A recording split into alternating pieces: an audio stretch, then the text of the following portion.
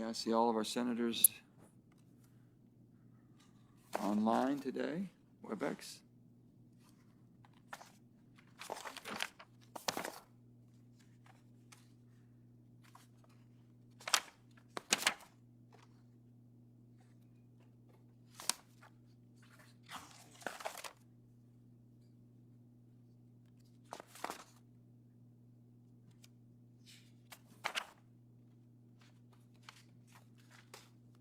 Committee will come to order, and we meet today to consider 3 nominations for senior positions in the Department of Interior.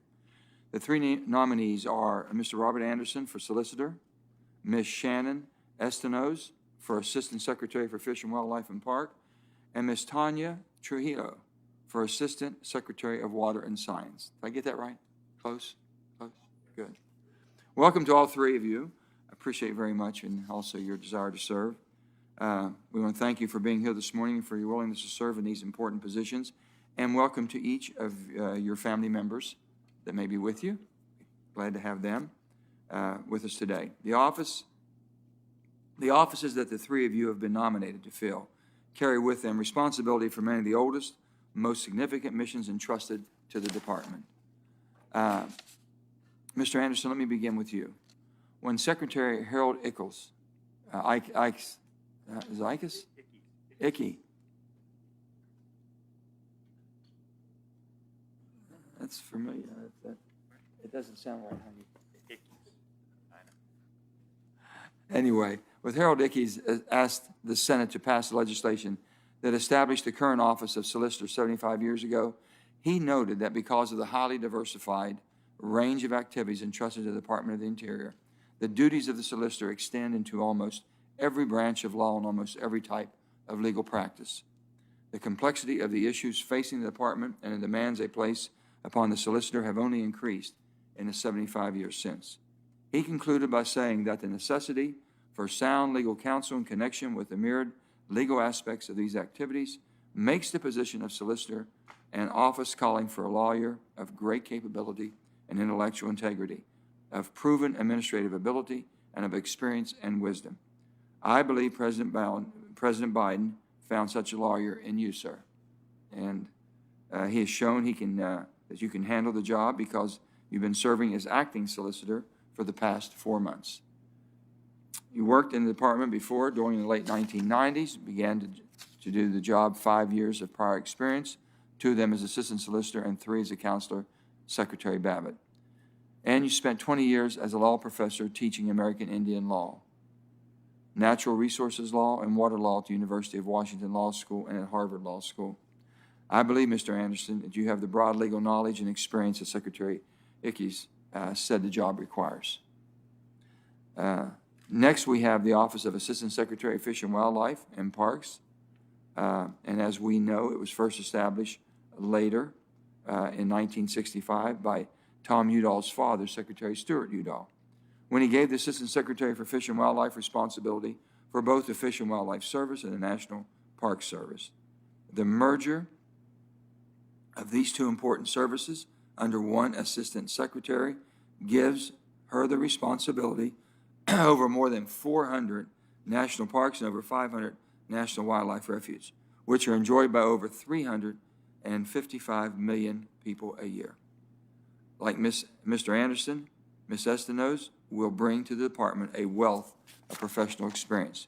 She is currently serving as the Principal Deputy Assistant Secretary for Fish, Wildlife, and Parks. You've spent over 2 decades helping to restore the Everglades at the Department of Interior under Secretary Salazar, as Vice President and Chief Operating Officer of the Everglades Foundation at the National Parks Conservation Association and the World Wildlife Fund, and on boards and commissions in Florida under both Democratic and Republican governors. At this point, I ask unanimous consent to enter into the record a letter from our colleague, Senator Marco Rubio, in strong support of Ms. Estenos' nomination. Hearing no objections, that will be the order. Senator Rubio writes of Ms. Estenos' unwavering commitment to pragmatic environmental stewardship, her ability to understand complex problems, and her willingness to work collaboratively to reach consensus on contentious issues, and of her disposition for acting in good faith. I trust that these attributes will serve you well in this role and enable you to make a lasting contribution to our national parks and wildlife refuge. Next, we have Miss Tanya Trujillo. That's close. Trujillo. Trujillo? Okay. For Water and Science. Our third nominee is no stranger to this committee, having served as valued member of the committee staff under Chairman Bingaman from 2009 to 2011. Senator Bingaman has written a strong letter of support for Tanya's nomination, assisting to her competence and professionalism. I ask unanimous consent that this letter be made part of the record. And hearing no objection, that'll be the order. The Office of Assistant Secretary of Water and Science is not nearly so old so that the Solicitor or Assistant Secretary of Fish and Wildlife and Parks, it oversees two of the oldest bureaus within the department, the Geological Survey and the Bureau of Reclamation. The Geological Survey is the preeminent source of scientific information about the Earth and our natural resources. The Bureau of Reclamation manages, develops, and safeguards our water supplies on which millions of Americans in 17 western states depend on for their residential needs to irrigate their farms and to generate their electricity. These two agencies are vitally important to meet our need for science-based information about critical minerals, energy supplies, and natural hazards, and to meet our water needs in changing climate. Tanya has been immersed in these issues for over 20 years, most recently by Principal Deputy Assistant Secretary for Water, Science, and Science. Western water issues are complex and contentious, and Tanya has demonstrated her ability to work with all sides to find acceptable solutions to these difficult challenges. I think we have three supremely well-qualified nominees for these important positions, and I strongly support all three of you. With that, I want to recognize my colleague, Senator Barrasso. Well, thanks so much, Mr. Chairman, and I would also like to add my welcome to yours to Robert Anderson, to Shannon Estenos, and to Tanya Trujillo, to the Senate Energy and Natural Resources Committee. Congratulations to each and every one of you on your nominations. Mr. Anderson has been nominated to serve as Solicitor of the Department of Interior. If confirmed, he will serve as the Chief Attorney for the Department and the Principal Legal Advisor to Secretary Holland. He'll oversee more than 430 attorneys and staff within 6 legal divisions. He'll be designated as the Department's Chief Freedom of Information Officer and will preside over the Ethics Office and the Indian Trust Litigation Office. He'll be responsible for ensuring that government business is conducted at Interior in a transparent manner and that ethical standards required by the law are upheld. During his more than 25-year career, Mr. Anderson has both taught and practiced law. His work is primarily related to Native American law and almost exclusively in support of Native American tribes. While very important, I am concerned that Mr. Anderson's narrow focus has come at the expense of a broad range of additional legal matters and perspectives that will need to be considered in the Solicitor's office. Since President Biden's inauguration, he has served as the Principal Deputy Solicitor. His actions in this role suggest that he may not fully appreciate the priorities and concerns of many other stakeholder groups in my home state of Wyoming and throughout our nation. Ms. Estenos has been nominated to serve as the Assistant Secretary of Fish, Wildlife, and Parks in the Department of Interior. If confirmed, she's going to direct and supervise the Fish and Wildlife Service and the National Park Service, both of which are crucial to my home state of Wyoming. Her more than 25-year career has focused on restoration of the Everglades in Florida. She has demonstrated an ability to work across party lines and a willingness to find common ground among stakeholders from across the political spectrum.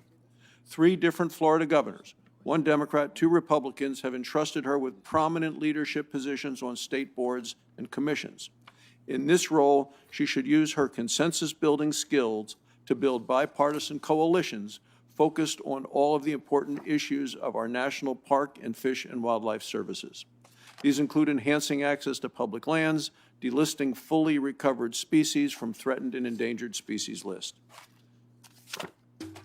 Ms. Trujillo has been nominated to serve as Assistant Secretary for Water and Science at the Department of Interior. If confirmed, she'll oversee the Bureau of Reclamation and the U.S. Geological Survey. She's a water lawyer with more than 2 decades of experience focusing on natural resource management, interstate and transboundary water agreements, and the Colorado River Basin. In Wyoming and across the West, there is no more important resource than water. Ms. Trujillo will have an opportunity to work together to improve. We will have the opportunity to work together to improve the Department of Interior's management of water resources. The President's infrastructure proposal discusses water resiliency, but doesn't have a more direct reference to repair and construction of water storage and conveyance systems. So I believe we must build more water storage facilities and maintain the ones we have to protect rural economies. So I look forward to discussing with you the water supply needs of farmers and ranchers who are the lifeblood of the West. And as we discussed coming in, you're just coming in from New Mexico, and you certainly are well aware of the water needs in the West. So congratulations again to each of the nominees. I look forward to the testimony. Thank you, Mr. Chairman. Thank you, Senator Barrasso. If you all will please rise, and we apply this to all nominees that will be sworn in connection with their testimony. Please stand and raise your right hand. Do you solemnly swear that the testimony you're about to give to the Senate Committee on Energy and Natural Resources shall be the truth, the whole truth, and nothing but the truth, so help you God? I'm seated. I have now, I'd like to recognize Senator Cantwell for an introduction.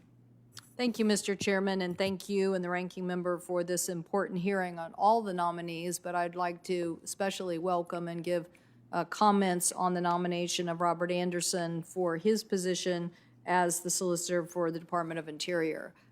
Good morning. It's good to see you here. It seems not that long ago that you were before any number of Senate committees at the beck and call of Senator Inouye to explain many of the policies of past administrations on important issues related to the Department of Interior. But you're here today, nominated by President Biden to be the Solicitor General for the Department of Interior. I believe that you have an unbelievable amount of experience in your past positions and through the University of Washington, where you've dedicated the last 20 years to educating the next generation of Native American law experts. As I said, Mr. Anderson formerly served as the Associate Solicitor for Indian Affairs and Counselor to then Interior Secretary Bruce Babbitt during the Clinton administrations. Many of you had experience working with him, testimony on oversight hearing on wildlife management under the Alaska National Interest Lands Act and the Alaska Native Claims Settlement Act. And going further back, as I said, various hearings and comments on the impacts of court rulings on tribal sovereignty. So I'm so glad to see you here today and your willingness to serve in another administration as Interior Solicitor. These are the frontline battles of equity on important tribal rights for Native Americans, Alaska Natives, and many others. You have a lot of experience on the economic benefits and hardships from resource extractions and opportunities about outdoor recreation and what it provides to the public. So given all your experience, I so appreciate your willingness to come back to public service, bring that knowledge, and bring that expertise to these important decisions as the department's top legal advisor.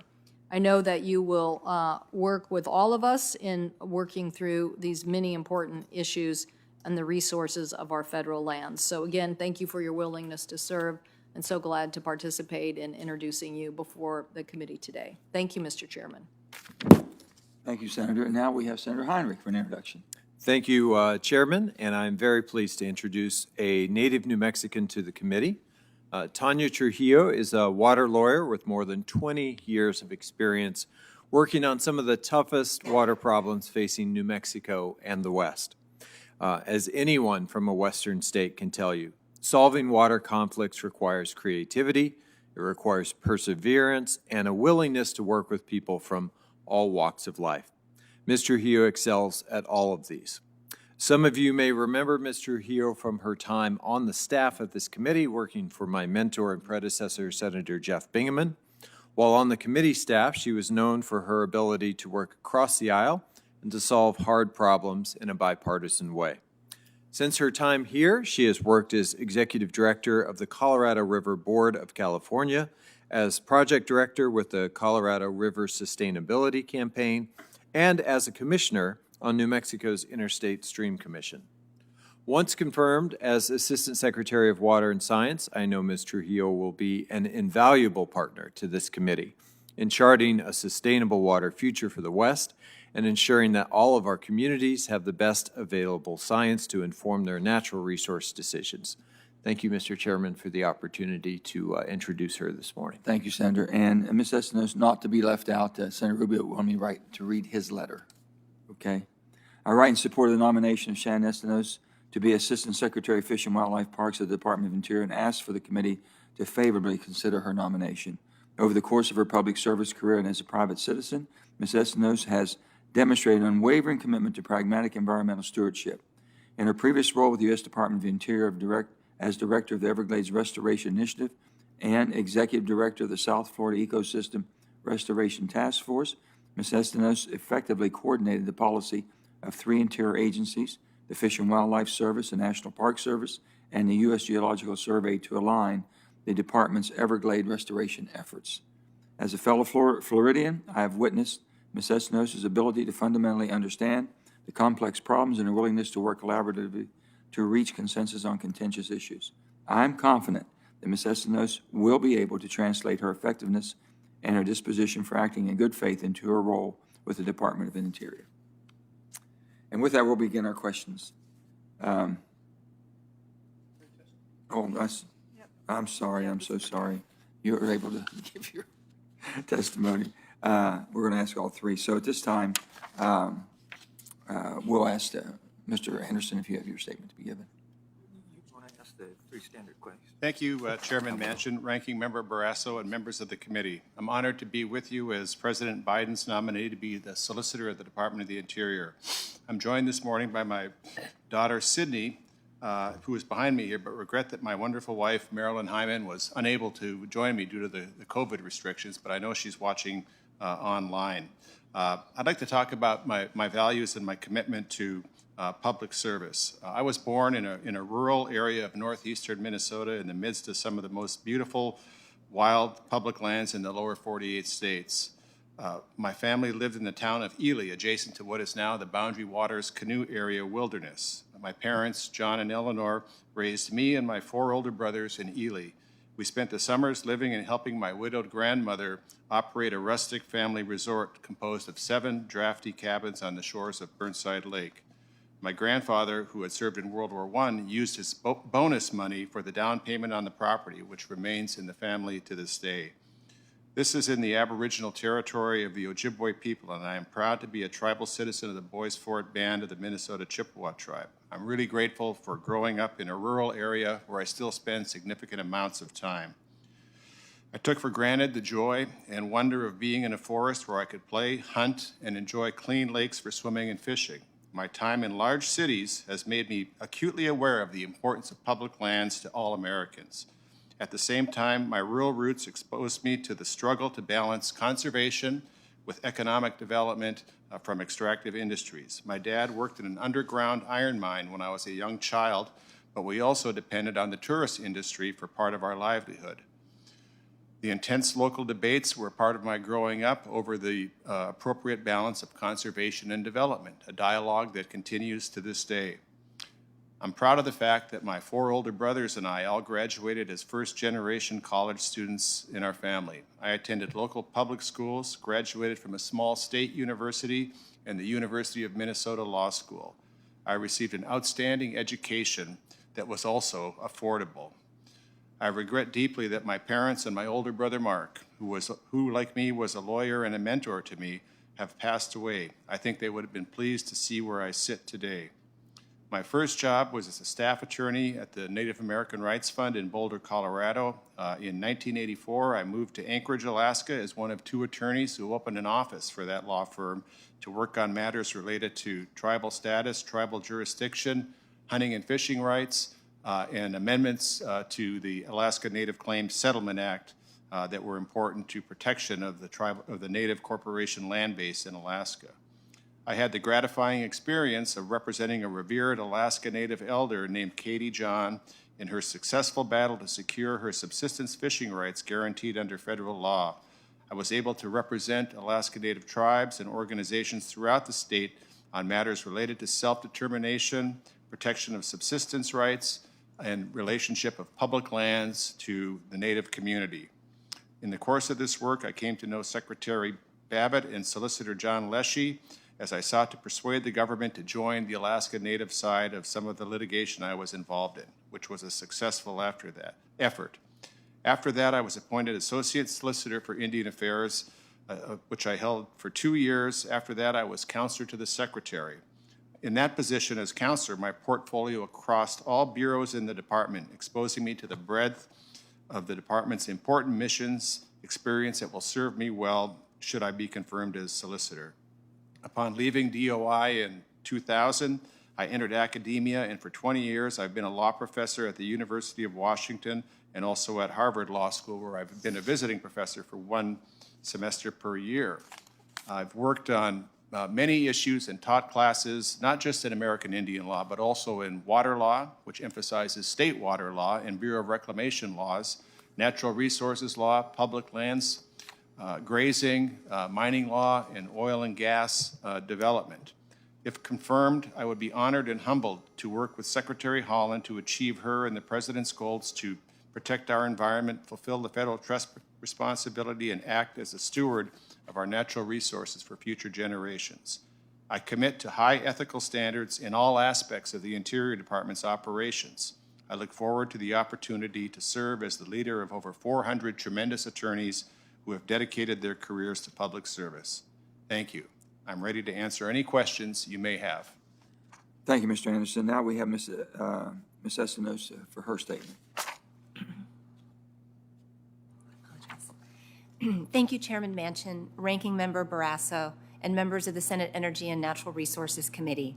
It is an honor to appear before you as President Biden's nominee to be Assistant Secretary of the Interior for Fish and Wildlife and Parks. I'm joined today by my husband, Richard. I also want to say hello to our sons, Nick and Spencer, to my mother, to my friends and family who I know are watching today. I am a fifth-generation Floridian, born like all of my grandparents in Key West. We call ourselves conchs, after the beautiful mollusk once plentiful in the Florida Keys.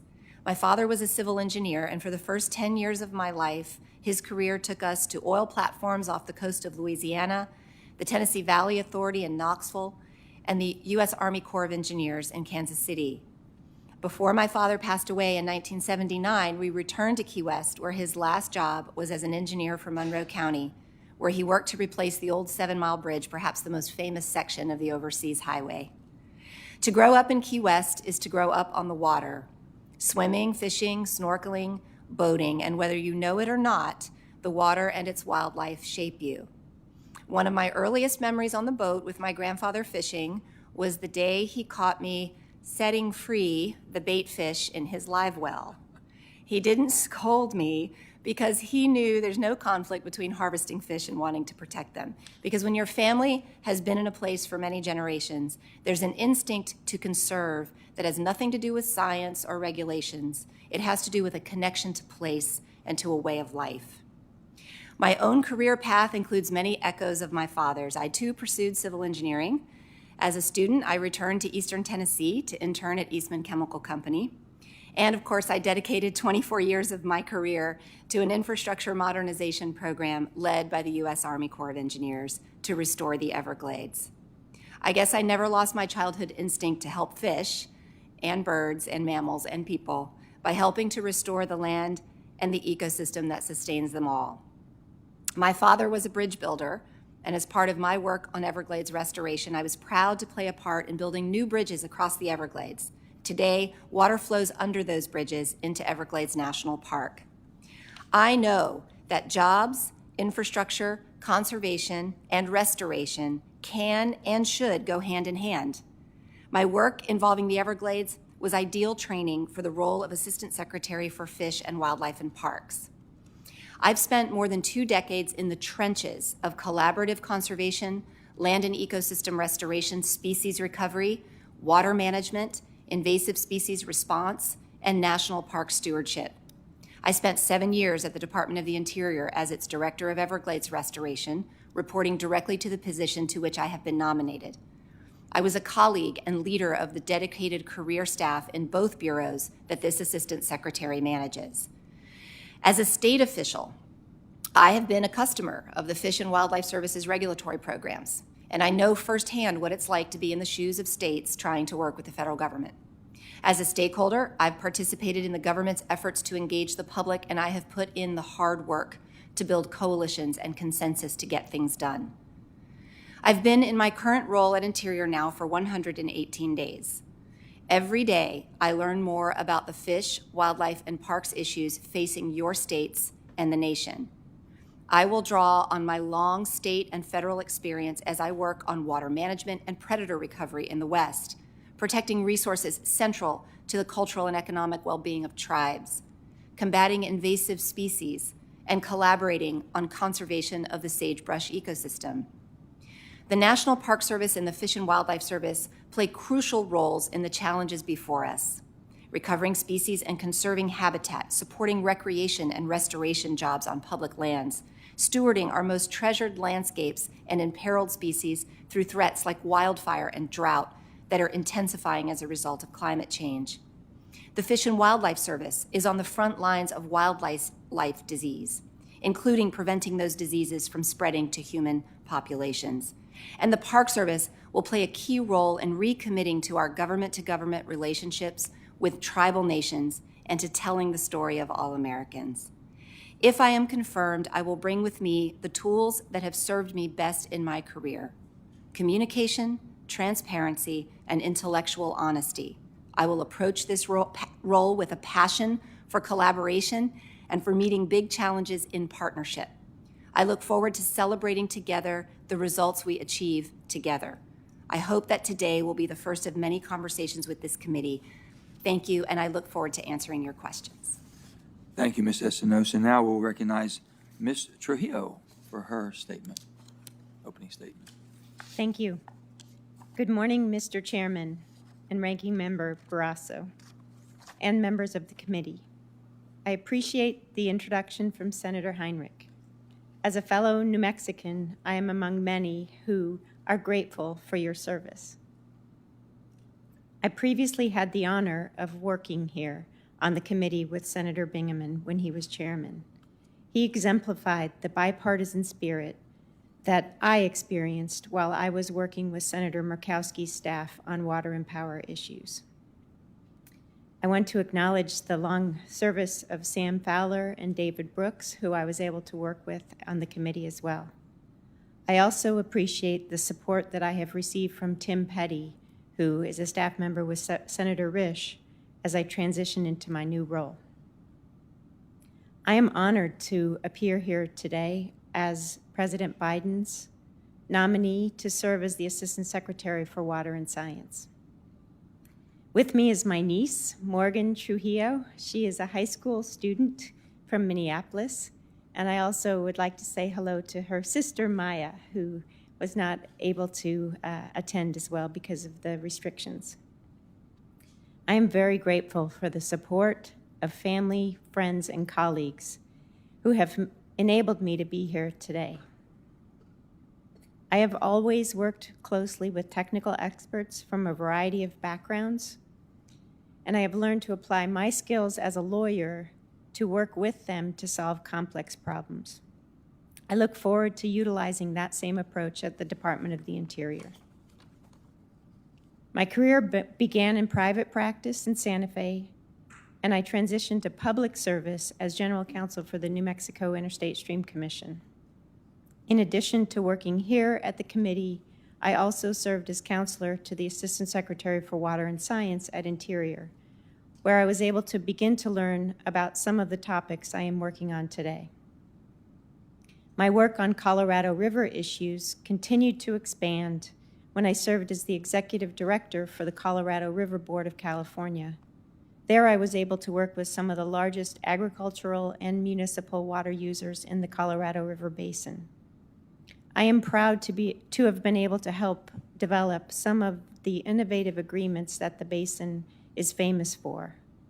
Those agreements are based on voluntary, proactive measures that involved a broad range of input.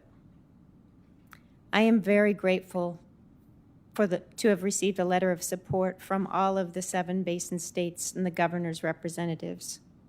I look forward to working with them on issues over the next years if I am confirmed.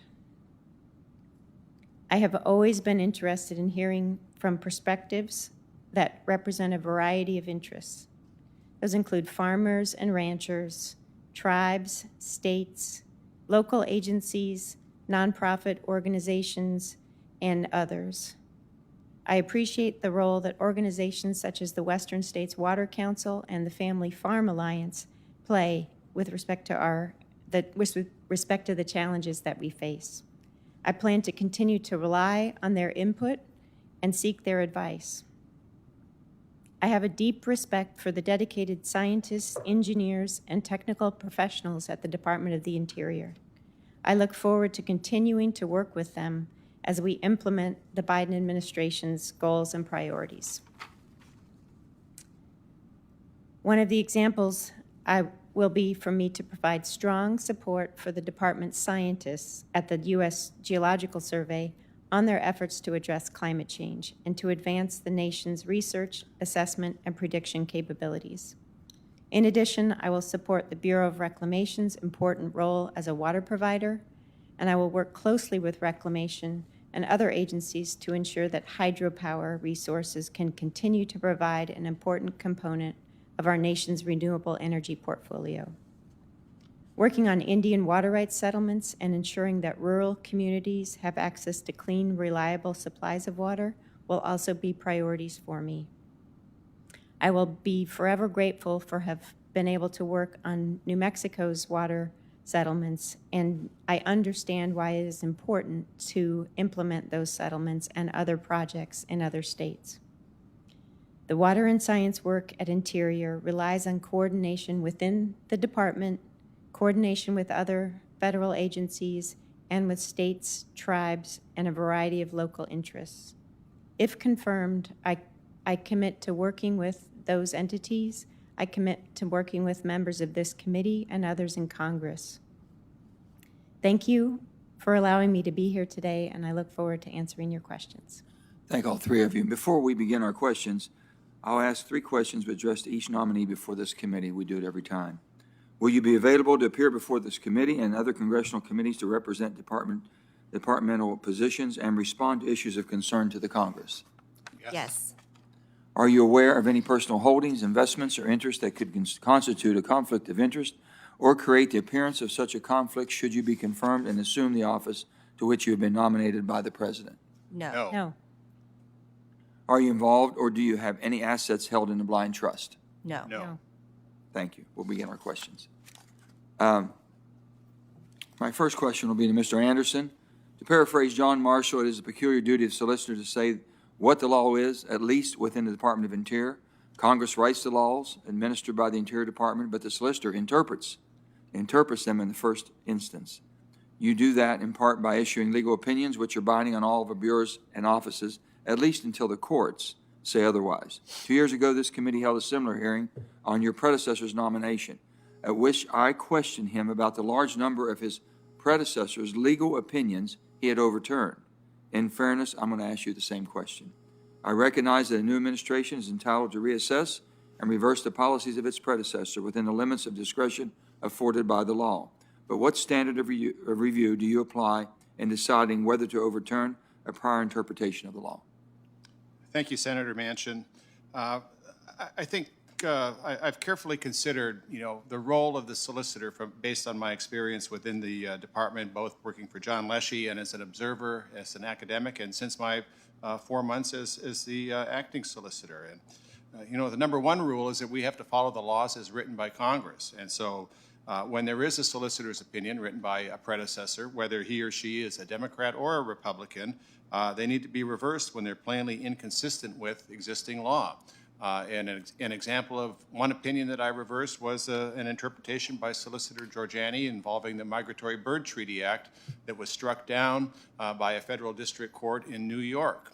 And so we have reversed that opinion in accordance with the court decree. Secondly, we look at these opinions sort of in the same way that we look at regulations. We evaluate whether or not they are consistent with the overriding law and regulations. or are arbitrary and capricious. So we give some deference, but we look very searchingly at the rationale for a particular opinion.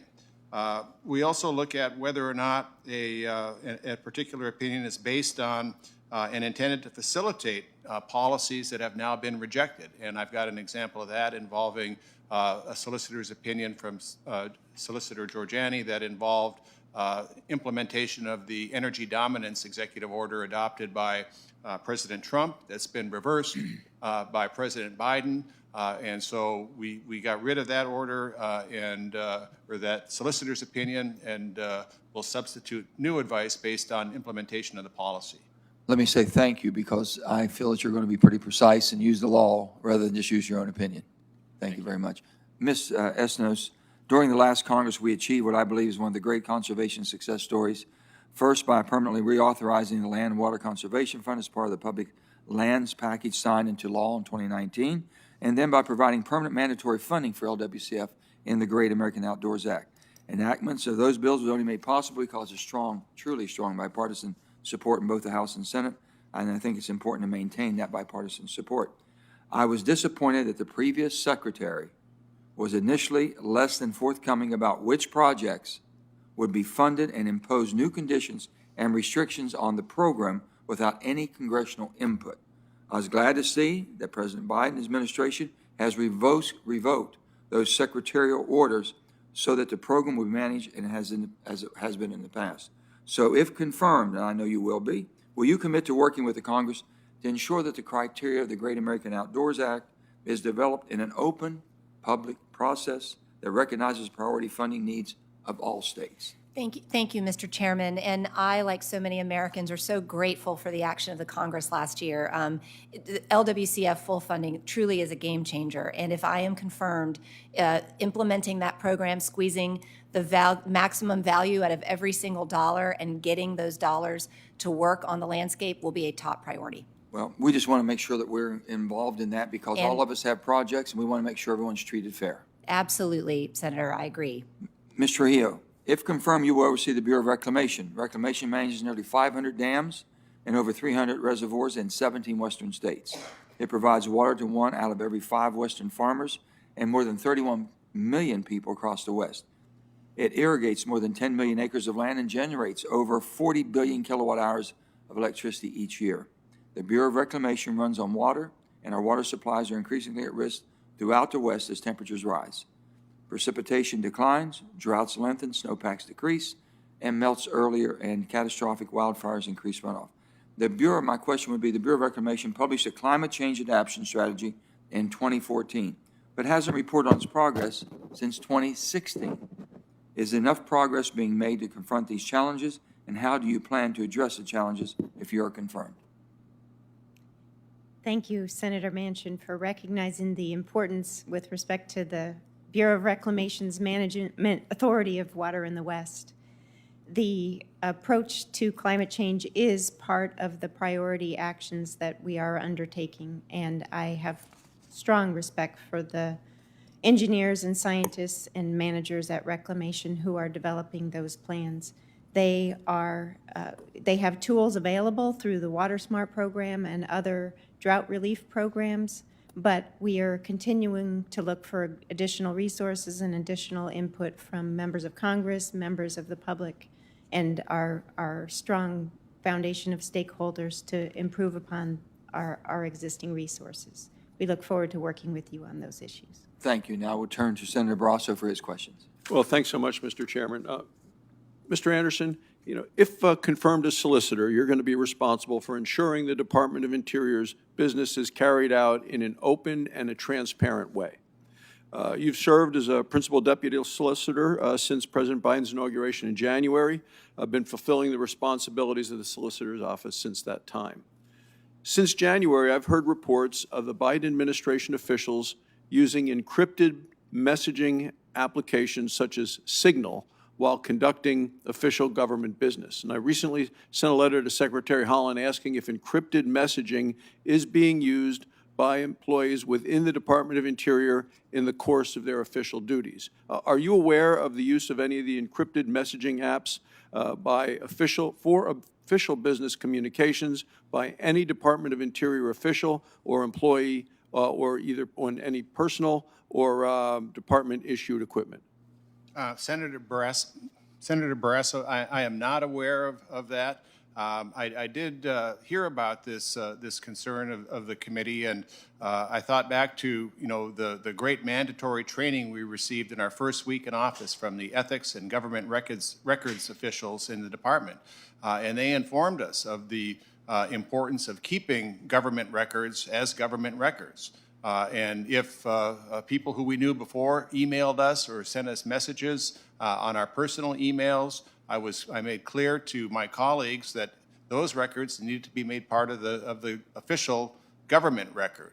And I rely on the Career Ethics Office, which is tremendous and is part of my office, and our career personnel who administer the Government Records Act to provide us with advice, and we take it extremely serious because we know that we need to keep these things available for the public through FOIA and for other matters, whether it's litigation or otherwise. So thank you for the question. Well, and I agree in terms of accountability and transparency. We need to make sure that this is available long-term in terms of the history of within the organization of governments. And what does the department do to ensure that encrypted messages are archived and made available to the public? Well,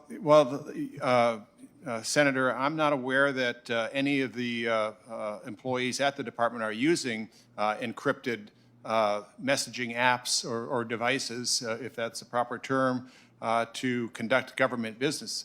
But the mere fact that you raised this question with me is going to cause me to make some inquiries at the department and let folks know that this is not a permissible way to do business. But I have no inkling and no reason to believe that anyone, political or career-wise, is using any encrypted messaging to attempt to do government business for any illicit purpose or any purpose at all. Well, thank you, because I did send a letter to the Secretary, so I'm looking forward, and I'm sure you'll be involved in the response to that letter, so thank you so very much. Ms. Estenos, the Moose-Wilson Corridor is a 7.1-mile stretch of road in Grand Teton National Park. Public access to the corridor, highly valued for the unique opportunity that it provides to view wildlife, to enjoy the natural setting and the beauty of the park. In December of 2016, the Park Service issued a record of decision for the management of the road that severely limits public access to the park. Among other things, the Park Service has decided to put an arbitrary limit on automobile access to the corridor and to eliminate a multi-use pathway that would prevent vehicle-cyclist collisions. Will you commit to working with me to find a way to resolve the deficiencies of that 2016 record of decision? Thank you, Senator Barrasso. And if I am confirmed, I will work with you on the Moose-Wilson Road and addressing the larger issues of visitor use and those increasing numbers. I am so grateful for the time that your team has already spent with me. And we are making plans to reconnect again to talk a little bit more about, for example, grizzly bear use of the area. I know the Park Service is implementing Phase 1 and Phase 2 of some of the infrastructure improvements and is also initiating a traffic study so that visitor use management can be informed by actual data. So I look forward, if I'm confirmed, sir, to working with you on this issue. And Mr. Hill, first, in regard to Jeff Bingaman, 30 years in the Senate, you served up here with Sam and others. At the final prayer breakfast before he left the Senate, he said he was leaving after 30 years and he avoided the 3 Ds, which he described as defeat, death, and disgrace. And he really did. And it's something that all of us as senators hope to be able to have a career like that and left with such distinction. So if he's watching today, I know he's very proud of you. I want to just ask a quick question. Details from the White House infrastructure plan include references to resilience, drought, water recycling. Many Western water users were, I think, disappointed not to see more direct reference to repair and construction of water storage and conveyance systems. The Bureau of Reclamation has projects across the West that are aging and are in need of major repairs. New water storage projects need to be built across the West to address the threat of drought. Will you work with this committee in ensuring that the Biden administration support adequate funding for Western water infrastructure in an infrastructure initiative and make building more water infrastructure projects a higher priority for reclamation as part of its central mission? Thank you, Senator Barrasso, and thank you for acknowledging the long service of Senator Bingaman. It was an honor to work here with him. The question of infrastructure is very important to the Bureau of Reclamation and to myself. We will be working with members of Congress and with members of the administration on developing that package. I was encouraged to hear you say you were meeting with President Biden recently, and I know that there are many discussions going on about exactly how to craft the pieces of that puzzle. Infrastructure is important to us. We need to modernize and repair aging infrastructure. We need to be able to develop new programs such as environmental infrastructure, and all of that will be part of what we are working on if I am confirmed. Thank you. Thank you, Mr. Chairman. Thank you. Senator Heinrich. Thank you, Chairman. Ms. Trujillo, you know a lot about the Navajo Gallup water supply project, but for the benefit of my colleagues, this is one of the most important pieces of water delivery infrastructure built in the West in many years. It is already serving communities that were desperately in need of clean water, and it is slated to provide a reliable water supply as well to the city of Gallup, which has seen its groundwater really retreat dramatically and very quickly in the last few years. My concern is that the project is fantastic, but it's over budget and it's behind schedule. We've seen increased costs that you've seen across the board in construction, obviously, but this is a lifeline for these communities, incredibly important. So if confirmed, I just want to ask, will you work to make sure that the Navajo Gallup pipeline stays on track moving forward and is a real focus for the administration? Thank you, Senator Heinrich. Absolutely, I will. I have been working on the Navajo Gallup project for many years. I remember sitting in the corner of this hearing room, crafting the legislation that was moved forward to authorize the construction of the project. I worked as a committee staff member here on obtaining additional funding so that we are able to complete or at least initiate the construction of the project. I have met with Navajo residents and folks in the city of Gallup, and I understand very well the concerns and the importance of this project. The engineers at Reclamation know I'm keeping close tabs on their progress, and we will carefully monitor the construction schedules and make sure that we work with you to ensure that the project is fully funded and completed. Thank you very much. No, thank you. I look forward to working with you on this because it really is, you know, we're having this conversation about infrastructure, and the thing that I continually bring up to folks who don't live and work in Indian country on a regular basis is that as we talk about replacing infrastructure, there are communities who've never had that infrastructure in the first place. And this project is a big part of how we right that historical wrong. Ms. Estenos, thank you so much for the time you took with me last week. You heard a little bit about the Land and Water Conservation Fund achievements that we have secured in the last couple of years here. And one of my concerns that I'm realizing is an issue is that the capacity to move quickly on, if you have a property where you have a family who wants to see that property become part of the public estate, whether it's the Park Service, it's in holding, or and they're patient and they have a conservation ethic. You can sort of phase in a land and water conservation project over a number of years, but the reality is you're talking about, in many cases, if a property is of any size, a 5-year project, a 3-year project at best. And some of these properties are in circumstances where owners have leveraged the purchase, are under pressure to sell, and you can see some of the best opportunities for those LWCF dollars evaporate because of those pressures. And so I guess I'm asking, what tools do you think we need to be able to sort of seize opportunities like that when they come up and not miss out on some of the best opportunities to really protect some of the iconic landscapes of this country because of the pace of a long-term LWCF acquisition? Senator, that's a very good question. And I think that in implementing a fully funded LWCF, it's important to, when we think about the implementation of it, to look at where the sort of the practical implementation problems lie and then get creative about how to address those.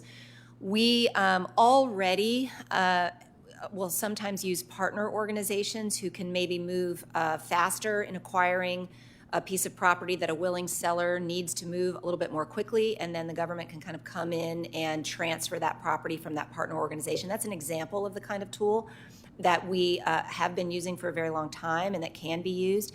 But I look forward to working with you and others who have creative ideas. My mind is wide open when it comes to putting this money to work for the American people. And certainly if we have landowners who want to participate and want to put their land in conservation, then we should be looking for ways to do that efficiently in ways that work for them financially as well.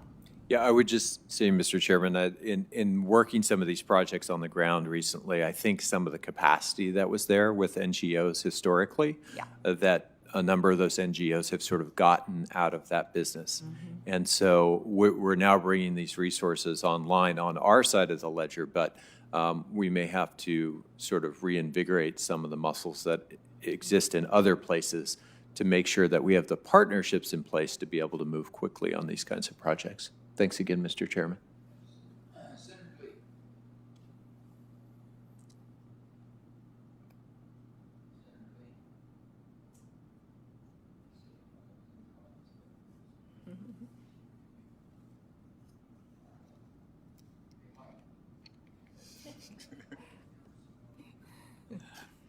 What's that? Mike, can you hear me? Yes. Okay, you're up, buddy. Okay. Thank you, Mr. Chairman. Mr. Anderson, let's start with you. Can you tell me a little bit about why it is that a moratorium on oil and gas leasing and suspension of delegated authorities was necessary to conduct a review of the department's leasing program? Thank you, Senator Lee. I'm ready to answer your question. You know, the primary reason we have undertaken this pause, when we don't have a moratorium in place on oil and gas leasing, we've got a pause on leases pending this review that was ordered by President Biden in his executive order on January 27th.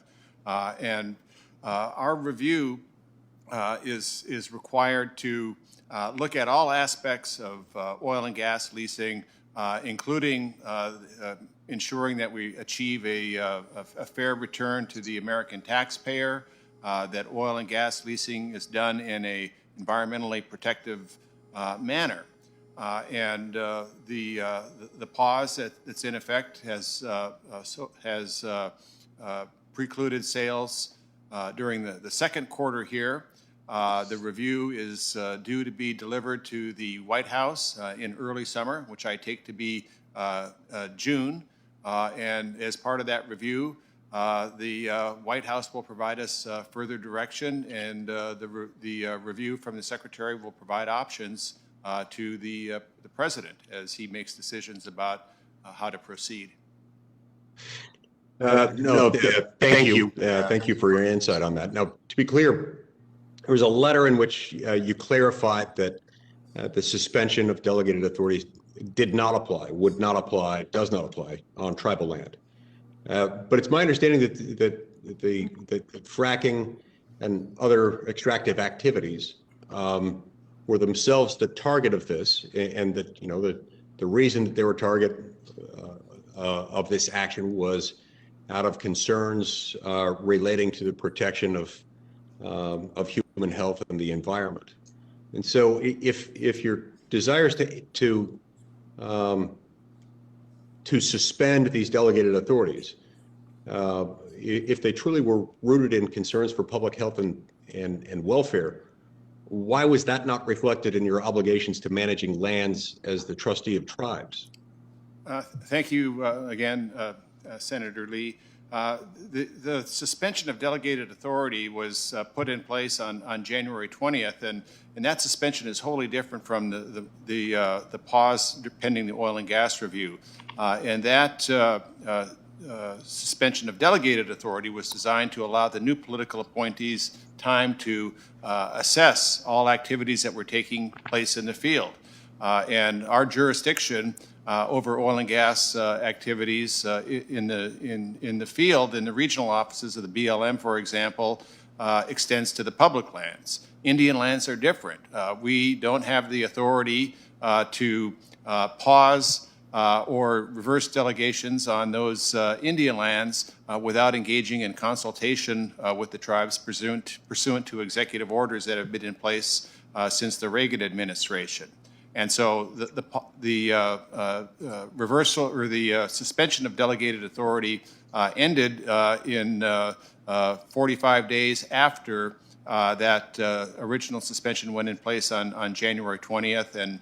And now we're back to the situation we were before, where on the public lands, the federal lands, the business is being carried out pursuant to the standard delegations to regional directors and other delegees in the field offices of the relevant bureaus. And to sum up, our jurisdiction is just different with respect to Indian lands.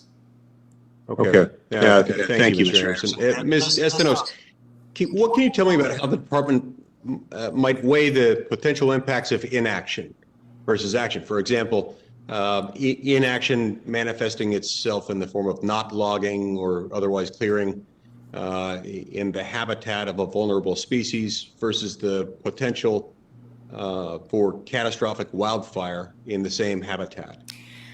Thank you, Senator. It's a very good question, and thank you for asking it. Look, I think that the key for us is to find the right balance in managing our public lands, which clearly sound well managed. For example, forests provide tremendous conservation benefits and habitat benefits. They, as you mentioned, mitigate wildfire, for example.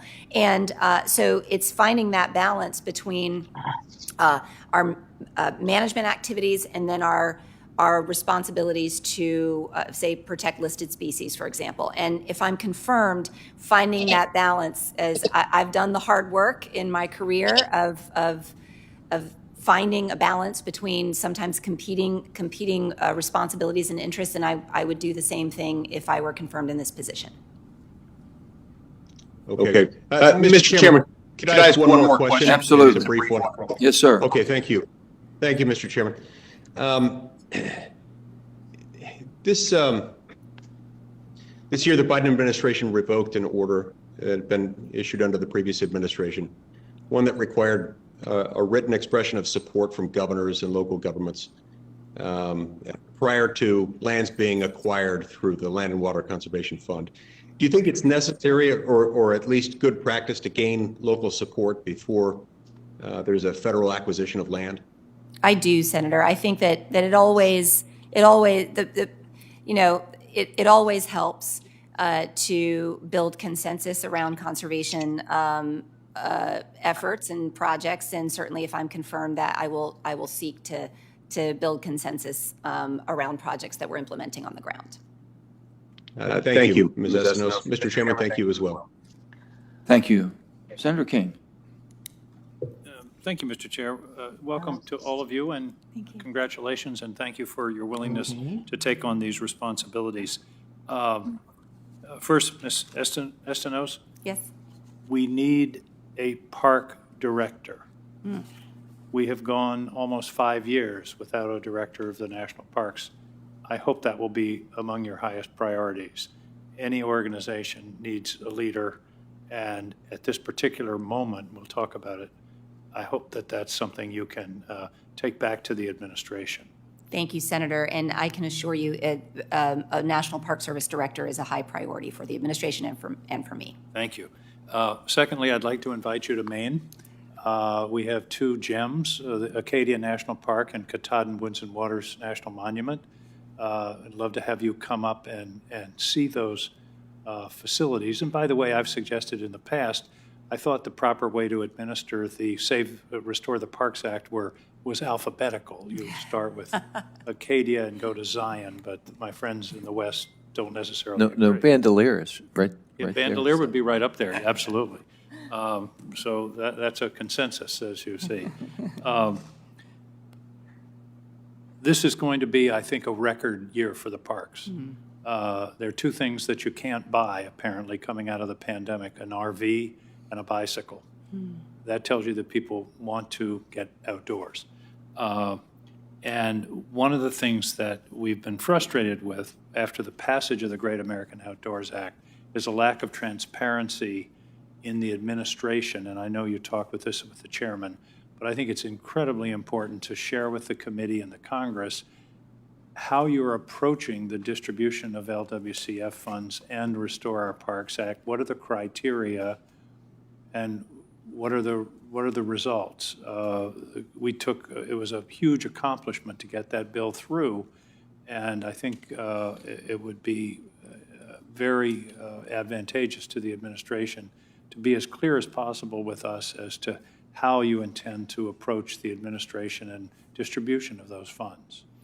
Thank you, Senator. And if you noticed me grinning when you invited me to Maine, and I'm sure my husband behind me was too, we spent a wonderful family vacation in Acadia several years ago, and would love the opportunity to return. It is a magnificent state. You are making an excellent point, and if I am confirmed, I will be absolutely committed to transparency in the implementation of the Great American Outdoors Act, the selection of projects under LWCF. The Park Service and the Fish and Wildlife Service have developed very robust criteria for project selection, and those both reflect the missions of the agency. And so while they differ from each other, they are both consistent with the specific missions of both services. And I welcome the opportunity to communicate with this committee and really dive into that process. Our recommended project selections will be released with the President's budget request for the Congress to consider. So the implementation of Great American Outdoors, I can't stress enough, if I'm confirmed, will be a very high priority for me. I recognize this as a moment that the Congress has teed up for the nation, and it is our job now to implement it and to do so with the kind of collaboration and bipartisan support and approach that the act was passed. So I very much appreciate the question. Well, one thing that might help would be, you mentioned that there are criteria. If you could put together a short report for us, not 50 pages, but 5 pages on here are the criteria, and the nominees will be coming with the President's budget, just to outline the approach that you'll be taking. That would be helpful to us, I think. Thank you. Thank you, Senator. Mr. Anderson, I think you really touched on this with Chairman Manchin, but one concern I have is the engagement of your office with FOIA requests. And I hope we're going to have a clear-cut position from the department that, yes, we will obey the law when it comes to Freedom of Information Act. Is that your position as solicitor, and what will your engagement be in the FOIA process? Thank you, Senator. And yes, I am committed to full compliance with FOIA, with transparency, and I am the Chief FOIA Officer for the department. The FOIA office was moved by the last administration into the Solicitor's office. I've got a chief, a career person who's incredibly competent running that office. I meet with her on a bi-weekly basis to review the status of our compliance with the backlog that we've got. Fortunately for us, Congress has provided additional funds for staffing to deal with the backlog. And I have my hands on the FOIA process and am committed to ensuring that the resources provided by Congress are utilized to get rid of the backlog and fully comply as we go forward with the important FOIA issues that come before the department. And Mr. Anderson, Mr. Trujillo, I don't want to leave you out. You're invited to Maine as well. Thank you. Thank you all very much for appearing. I was Thank you, going to Mr. ask, I was going to say yes to that. Yeah, good, thank you. Mr. Chairman. Senator Daines. Thank you, Mr. Chairman. You're invited to Montana as well, by the way. So, speaking of Montana, a University of Montana report found that 30% of all environmental impact statements in Region 1 of the Forest Service are litigated, 1 out of 3. As I speak, 400 million board feet are tied up in litigation. Part of the reason for this is the precedent set in the Ninth Circuit by the 2015 Cottonwood decision, which actually contradicted other circuit courts. Litigation based on the Cottonwood decision has jeopardized or halted hundreds of projects across dozens of forests. A time-sensitive hazardous fuels project in Montana burned while it languished in the court, and in some cases, litigation has stopped all activities in the forest. Thankfully, a draft rule to address this issue was published last January by the Fish and Wildlife Service. Ms. Estenos, do you share the position of the Obama administration that the 2015 Cottonwood decision would cripple forest management? And if confirmed, will you commit to address this issue? Senator, thank you so much. And I want to say how much I appreciate the time that your team spent with me talking about this and other issues this week. I very much appreciate that. So I understand how important this issue is in Montana and increasingly in other states.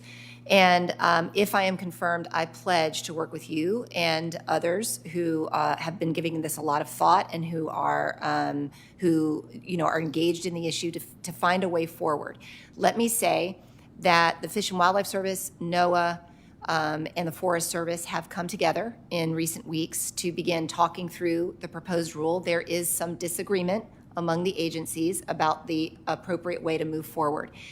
If I am confirmed, I commit to you, Senator, that I will encourage that dialogue to continue until a resolution is found. I appreciate that. You know, if we looked at it, over 80% of the comments received by the agencies support the draft rule. If confirmed, how would you weigh that public input as you determine how to move forward with this and other rules? It's a very good point. We received, I believe, more than 40,000 comments on this proposed rule, and you're right, a large percentage of them supported the rule. We always take into account the voices of folks who take the time to weigh in on what we're proposing, and we will do that in this case as well. Under the proposed remedies to the Cottonwood decision, project-level consultation would still occur. Yes. How might wildlife conservation benefit from reducing these duplicative consultation requirements? So a similar point I made earlier, which is that, for example, well-managed forests are important to conservation. They're important to wildlife. They provide improved habitat, and as I mentioned before, they mitigate wildfire. To the extent that the regulatory processes surrounding and promoting well-managed forests can be both effective and efficient, that should be our goal. And if I'm confirmed, I'll certainly work toward that goal. Thank you. That was a thoughtful answer. Appreciate that. I want to shift gears to talk about grizzly bears. The recovery of the grizzly bear in Montana is one of the few endangered species success stories. Yes. The recent species status review once again found that the bear had biologically recovered in 2 population segments in Montana. But to the dismay of Montanans, I will say we're exasperated. No direction was given for delisting the bear.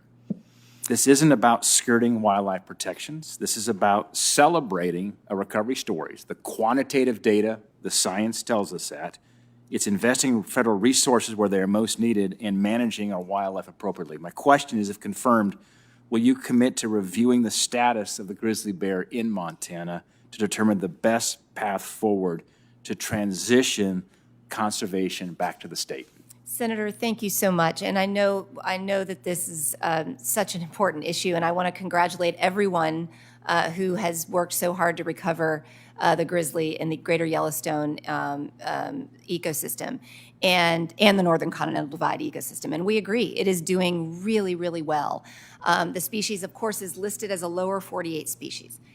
But if I am confirmed, I want to acknowledge, and I've said this before, I want to acknowledge the challenges that come with predator recovery. I know how hard it is for folks to share the landscape with a recovered predator species. If I am confirmed, I commit to working with the state, to working with the Association of Wildlife Management Agencies, to work within the huge community of folk out west who are working on grizzly bears to figure out a path forward that helps folks on the ground feel like they can share the landscape with this species as it's recovered. And we've got a great case study called the wolf, and we're doing that in Montana where it recovered. We transitioned back to the state. The federal minimum is 150. We doubled to 300 in Montana. We have over 1,000 wolves right now, so we're doing a great job, and the state's managing the population. Thank you. I'm almost out of time. I want to make a quick mention that we are also home in Montana several crown jewel national parks. Our national parks are treasured by all Montanans and help sustain certainly our recreation economy. They're going to be having a lot of visitors this summer. I know that. You've got a great team, by the way, in Montana. I've truly enjoyed working with Cam Shawley out of Yellowstone and the rest of his team. I'm hopeful he'll stick around in Montana for many years to come. Thank you, Senator. Thank you. Appreciate it. Thank you. Next up, we have Senator Hirono. Thank you very much, Mr. Chairman. I welcome the panelists, and for Mr. Anderson, Ms. Estonos, and Ms. Trujillo, I ask the following two questions, preliminary questions, of every nominee who appears before any of the committees on which I sit. First question, since you became a legal adult, have you ever made unwanted requests for sexual favors or committed any verbal or physical harassment or assault of a sexual nature? Let's just go down the line, please, with your answers. No. No.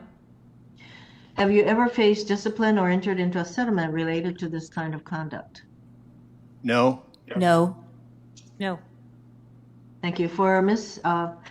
Estenos, I too joined all my colleagues inviting you to Hawaii because if you've never been to Hawaii, you will know that it is a very unique place. We're in the middle of the Pacific, the farthest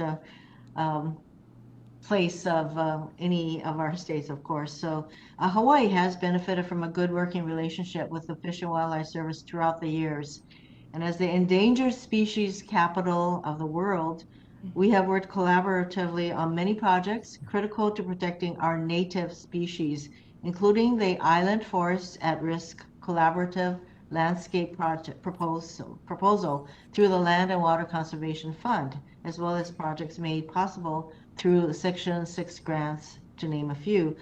As our endangered species in Hawaii face increasing threats from invasive species and climate change, it will be imperative that the Fish and Wildlife Service continue the strong relationship with Hawaii. So, of course, I'd like you to come to Hawaii and see firsthand the challenges we face in Hawaii. Thank you. Thank you, Senator, so much for that invitation. And let me just say, just very briefly, that as a native of Florida, I think we may be second or third behind Hawaii for invasive species. And so I understand the peril that they represent. And if I'm confirmed, I look forward to working with you to make sure that we're addressing Hawaii's challenges. Yes, because what happens is usually native species are overcome by the invasive species.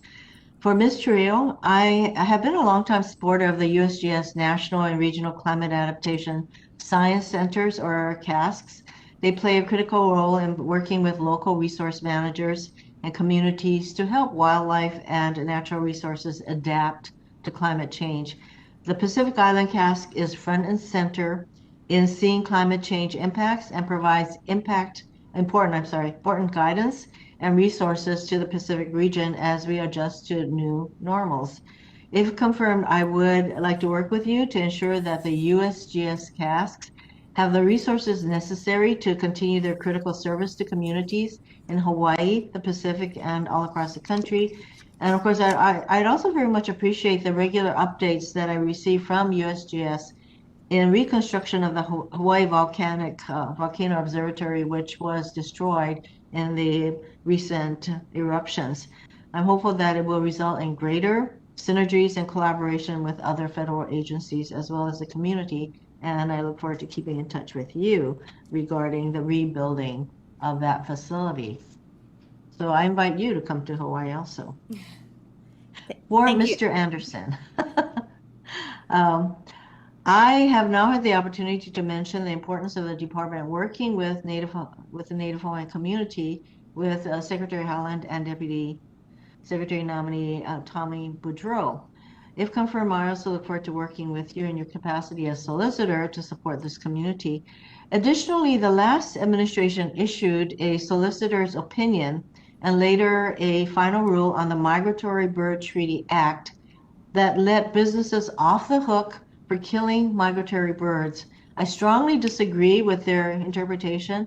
I'm glad to see that the department, with you as Deputy Solicitor, has been working to reverse those damaging actions. If confirmed, I look forward to working with you and the department to make sure that the Migratory Bird Treaty Act works in the way that it was intended to protect migratory birds. Thank you, Mr. Chairman. Thank you, Senator. Senator Langford. Chair, thank you very much. For all the witnesses, thanks for going through this process. It's not a really fun process to be able to go through, to be able to answer so many questions, so much background information. So for Americans that are willing to be able to step up and go through the process, we do appreciate it. We'll have differences of opinion as we walk through it, but thanks for stepping into the process on it. Mr. Anderson, you and I had the opportunity to be able to visit through a Zoom call, and it's good to be able to see you face-to-face at this point to be able to talk through a couple of things. I do want to be able to drill down a little bit more on the McGirt decision from the Supreme Court. That obviously has pretty dramatic effects in Oklahoma. A couple of things I want to be able to ask about we didn't talk about yesterday. One is, Department of Interior, we're going to need some engagement with our tribes, especially the 5 tribes that are affected by the McGirt decision, in trying to be able to walk through that process. Can I get the commitment from your legal team to be able to work through the legal teams of the state and of our 5 tribes as we work through the McGirt decision?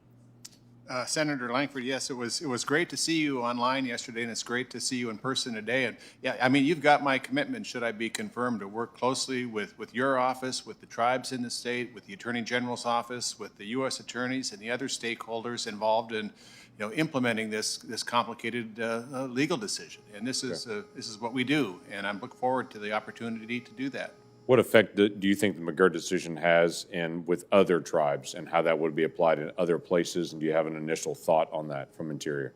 Well, I think that the McGirt decision has been cited in other jurisdictions, in the Eighth Circuit, for example, in cases involving whether or not reservation boundaries have been diminished on reservations there. So I think that it's an important Supreme Court decision that shifts the inquiry from the sort of unclear focus that it had before. So I think it's going to have some nationwide impact, and of course in Oklahoma for tribes that are similarly situated with respect to the treaty language, like the Creek Nation has. It's inevitable that those questions will come before the court and before my department, and I look forward to examining them and working with folks on those issues. As you and I discussed, the McGirt decision is a criminal decision, and the court made it very clear they were speaking on criminal issues. How far would this expand into civil issues, non-criminal issues, and the expansion of federal regulations and of civil issues in other areas in the states?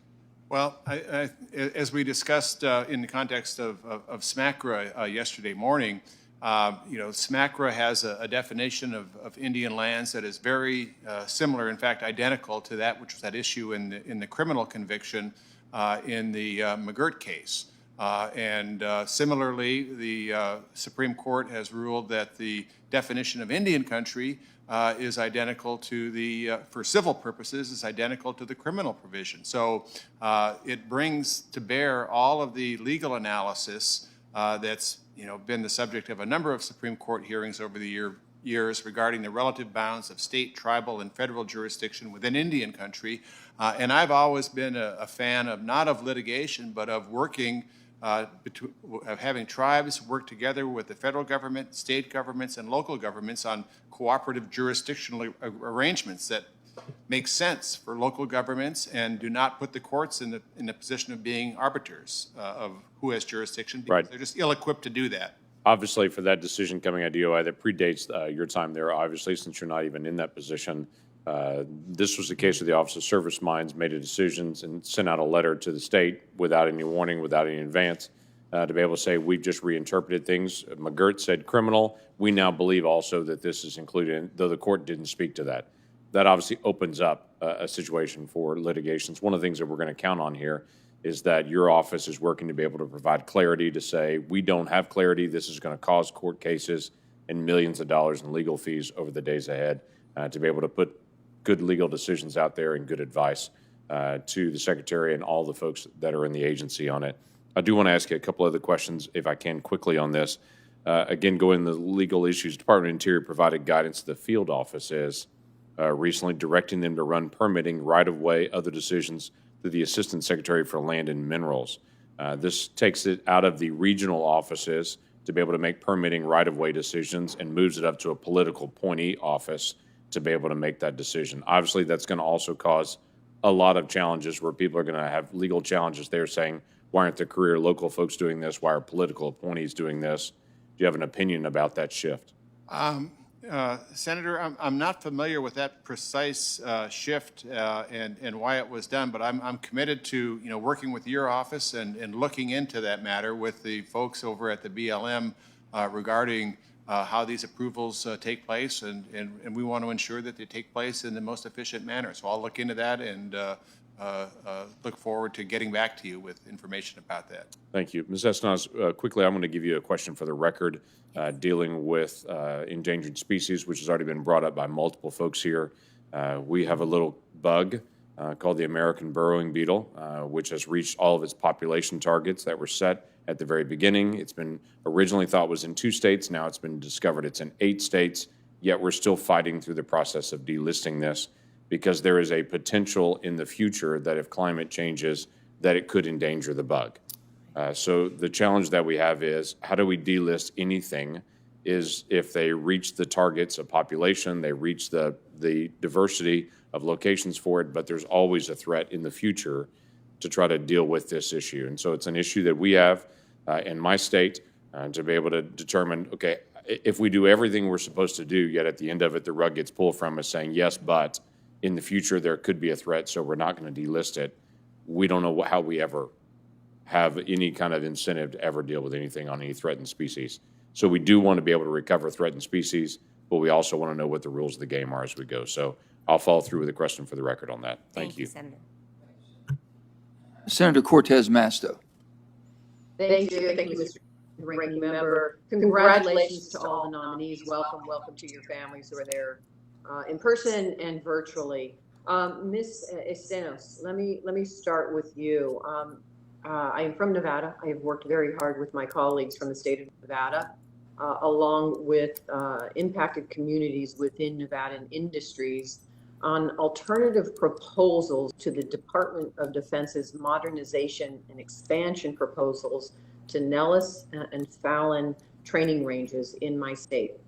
In both instances, the expanded operations would have substantive impact on the lands and cultural resources managed by the Interior Department. It is imperative that the Department of the Interior be actively engaged in discussions with the military to find reasonable, workable, and collaborative solutions to these land management conflicts. In fiscal year 21 NDAA, I included an amendment creating intergovernmental executive committees between the military and interior departments to allow our local, state, and tribal governments a public forum to collaborate with the military in providing advice and exchanging information on the management of our natural and local resources on federal lands in Nevada that are currently used for military purposes. So my question to you is, will you commit to expeditiously establish and participate in these committees and commit to working with all of the engaged stakeholders as part of finding a solution, a workable solution for everyone involved?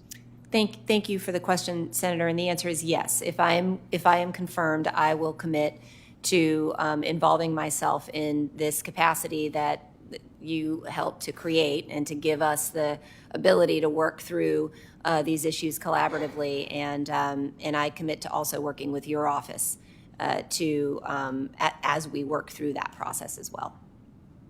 Thank you. Thank you so much. Mr. Trujillo, for purposes of Nevada, let me just say this. I say this all the time so my colleagues know. Of all of the states, Nevada has an important working relationship with the federal government. Over 80% of the land in Nevada is owned by the federal government.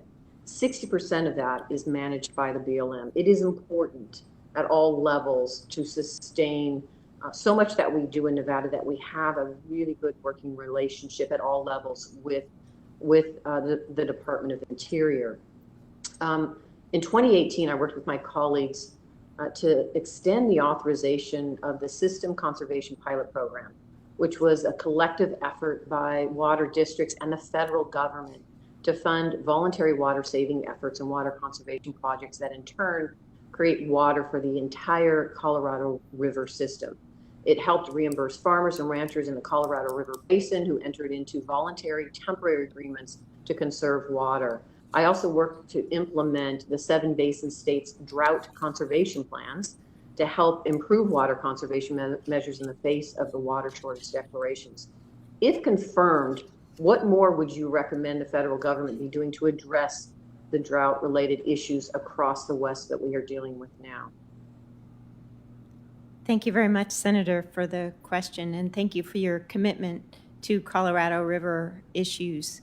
You are in a state that is in the middle of the upper basin and the lower basin and serves an important role in trying to help bring programs together, such as the System Conservation Program and the Drought Contingency Plan that you referenced earlier. I've been personally involved in those issues and in other issues in the Colorado River Basin for many years. I am very pleased again to have received the support from the Colorado River Basin states to be confirmed in my position as Assistant Secretary for Water and Science. I think we probably need to all roll up our sleeves. This is a wake-up call, the current drought situation that we have now. We need to develop additional programs that can utilize the same type of creative, innovative programs that you referenced as well. We need something along the lines of a Great American Drought Program to try to work on those. The federal government will be an essential partner in the Colorado River discussions, but we look forward to having input from folks in Nevada, folks in the other states, from tribes, from members of Congress as we try to get through the next few years and then the next few decades after that.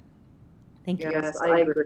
It is essential that we address this issue. So please, for purposes of us at the federal level, let us know what you need. Please don't hesitate to reach out.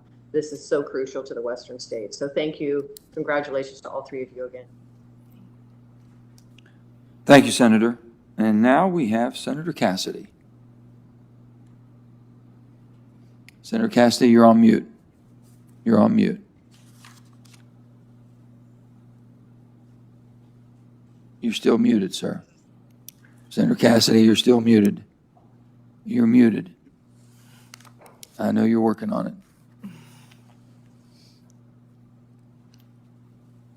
We need a good IT person right now in Senator Cassidy's office.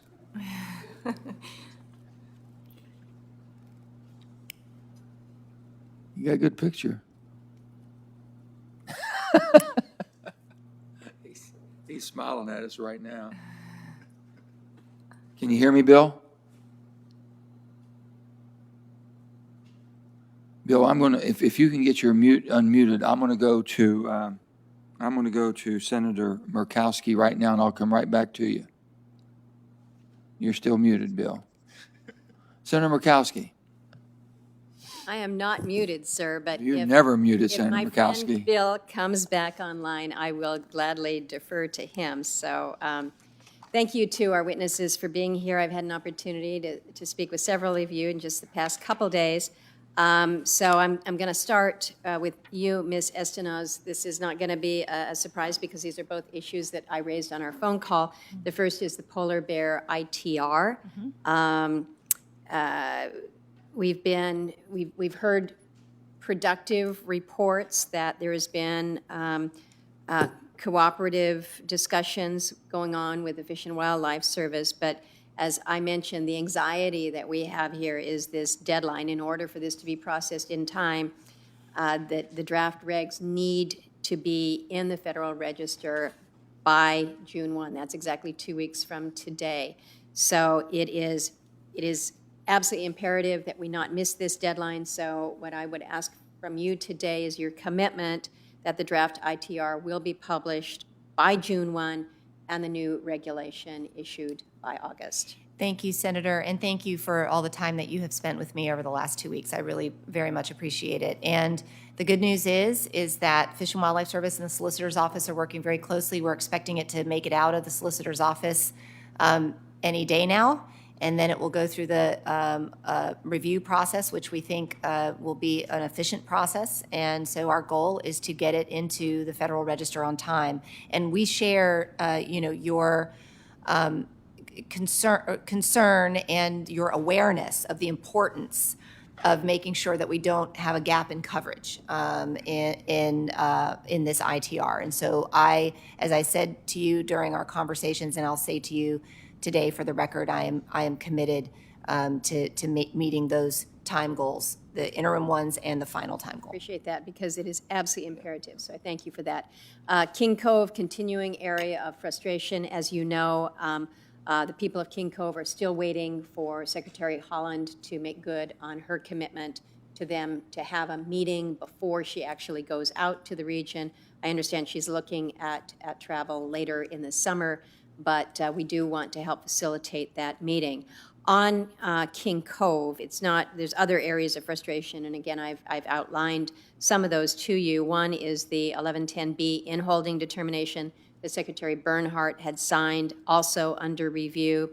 Fish and Wildlife has already delayed the issuance of the special use permits to the state for survey work, but that permit process is starting again. So again, these are positive signs, but I guess today I would ask you to commit to issuing a special use permit to the state so that they can participate in this summer's field season. Thank you, Senator. And as you know, Fish and Wildlife Service is processing that special use permit. I think that there's every intention to issue it. It's a matter of getting the permit, the technical parts of the permit lined up so that it can be issued. So if I'm confirmed, Senator, you have my commitment to work with Fish and Wildlife Service on the special use permit as well. Good. We need, again, very, very tight timelines that we're dealing with all of these. Let me turn to you, Mr. Anderson. We had an opportunity to discuss the public land orders and land entitlements in this state. The headline in the Anchorage paper today is Interior confirms Alaska Native veterans can receive land allotments during Biden administration review. And the BLM quote is that the Bureau will expedite and process veterans' allotment applications across the area addressed by these orders, which of course is great news for our Alaska Native veterans who have just been rattled to the core. They thought that they were making some progress with these PLOs being withdrawn and an opportunity to have access to greater areas for selection. I'm still not certain how the administration makes good on this statement with these PLOs in a pause status for the next 2 years. I understand the commitment from the Secretary to say we want to prioritize our Alaska Native veteran allottees. We agree with that, otherwise we would not have pushed so aggressively to get that legislation moved through and into law. But I'm still not certain how you're able to facilitate that transfer when you have these withdrawals still in place. Thank you very much for the question, Senator. And yes, it was nice to talk to you the other day. As I mentioned in our phone call, I mean, I've got a tremendous group of attorneys who work for me in Alaska and in the central office here that cover BLM matters and the NEPA analysis that we have to undertake. And that's going to be necessary to release any lands from the withdrawn status that those PLOs affect. And so my career staff and one of my political deputies are working vigorously to come up with a system that's transparent and legal to authorize a partial lifting of the PLOs for native allotments that are selected. And you have my commitment that I'm going to see that process through, and we have to do it in a way that's legal, and my staff has confidence that that can be done. And so we're going to look at it. Well, and I'd ask you to keep us plugged in with how you are planning to do this. I'm going to be submitting several questions additionally to you, Mr. Anderson. I appreciate that. One is on navigable waters and how you would plan to facilitate Interior issuing title to the lands to the state pursuant to the actions that Governor Dunleavy has filed. And then to you, Ms. Trujillo, I'm also going to be submitting questions for the record specifically regarding USGS and the priority for mapping programs as well as natural hazards. Thank you, Mr. Chairman. Thank you, Senator. Senator Kelly. Thank you, Mr. Chairman. Mr. Trujillo, Arizona is bracing to lose about 18% of its Colorado River water beginning in 2022. And this is under the Interstate Drought Contingency Plan. Low snowmelt, climate change, and population growth have reduced water in Lake Mead to its lowest levels since the Hoover Dam first filled the reservoir. Now, fortunately, Arizona is prepared for these initial Tier 1 cutbacks because of its conservation and mitigation efforts. But drought is still a challenge. And for example, farms in central Arizona, which produce about 40% of the cotton and dairy cattle in my state, anticipate losing about 100,000 acre-feet of water beginning in 2023. Would you agree that any major infrastructure package passed by Congress should include investments in hard infrastructure for water, not just natural infrastructure, including irrigation, groundwater, and storage systems in the West? And then we have Kelly. Thank you, Senator Kelly.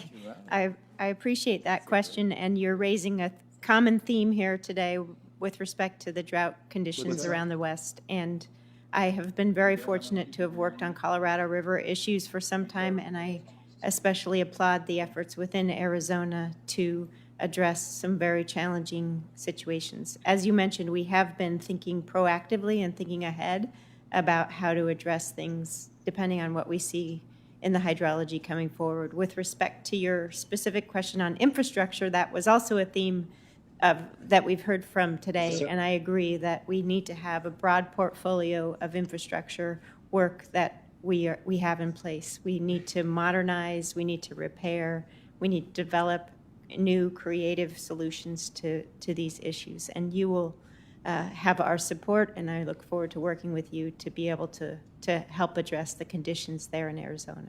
Yeah, thank you. We've got short-term, as you know, and long-term issues here. Pinal County farmers are going to face a serious cutback on their water usage. It's going to have a negative effect on them. They're going to start pumping groundwater to compensate for that. That's not an ideal situation. We'll eventually wind up with subsidence issues in the area. So we've got to sort this out as we get closer to the 2026 Colorado River guidelines.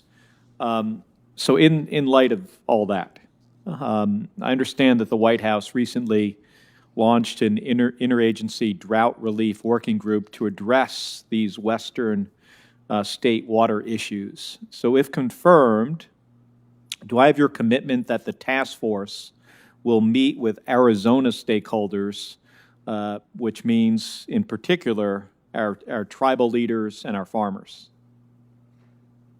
Thank you, Senator. The short answer is absolutely. I look forward to working with our other sister agencies, with our department bureaus on these issues. I believe I'm actually speaking with a group of Arizonans later this week, and I will definitely be attentive to the issues that are there, and I know our other members of the task force will as well. Well, thank you. Some areas of our state, we've been dealing with this for a long time. Yuma is a perfect example, and they now today grow more crops with significantly less water because of mitigation efforts that they've taken over the last decade. So there are ways that we can navigate this, but with Lake Mead and Lake Powell dropping to record low levels, and when we get Lake Powell or at Lake Mead below, it's got about another 5 or 10 feet to drop, and we're going to be in this next stage of our drought contingency. Our state has some serious choices that it has to make. So I look forward to working with you and your agency, the White House, the task force, to come up with some solutions to this so we have a positive future in our state, positive water future. Thank you. I yield back. Senator Marshall. Thank you, Chairman, and again, welcome everybody. It's great to meet you all in person, and welcome to your families as well. We had some wonderful discussions on the phone. You all have solid resumes, and I'm excited about that. Your knowledge base, your experiences should add much to your opportunities here. I think that you know from our conversations that I'm as committed as anybody is to our environment, that I want to leave this world cleaner, healthier, safer than we found it, as all of you do. And my first question for all three of you has to deal with this, this constant conflict that you have to deal with in your previous positions, and it's going to be amplified now, this challenge between the environmental impact and the economic impact, and whether it's a farmer or rancher in western Kansas who's trying to figure out how to graze the land and still have a lesser prairie chicken population grow, or how does getting new tourists at Key West on cruise ships impact the water and the reef there, but you've all had to deal with that. You could each talk for 10 minutes on this. Just give me a 30, 45-second snippet on your how do you play that interaction? What lessons have you learned to try to balance those? And Mr. Anderson, why don't we start with you? Thank you, Senator. Thank you, Senator. I've done a great deal of work on water rights settlements throughout the West over my career, and I've found that those settlements are successful when all of the stakeholders are at the table, including Indian nations, the federal government, the state government, irrigators, municipalities, and other water users. And, to have the federal government there as a productive part of that team effort to come up with an approach that sometimes needs to be brought to Congress for authorization and some funding. But that sort of approach that includes all the relevant stakeholders is my preference for all matter of dispute resolution instead of relying on the court system. Thank you. Ms. Estones. Yes, thank you, Senator. So my secret ingredient is communication, listen, and listen again. Somebody told me years ago when I was much younger, God gave us 2 ears and 1 mouth. It's because you're supposed to listen more than you talk. And I think that is an important part of tackling big problems like this, where you've got conflict and you've got competing interests. It's about truly listening and understanding what it is that everyone really needs, and then being willing to put in the hard work of finding a way forward.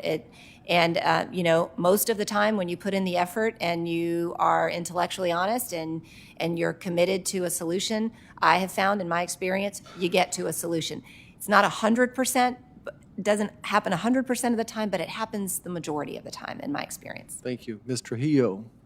Thank you, Senator. It was nice to speak with you on the phone the other day, and I would echo some of the comments of my colleagues as well. I am from New Mexico. I appreciate the value of rural economies. I appreciate the value of limited resources and having to work to balance a lot of different things at the same time.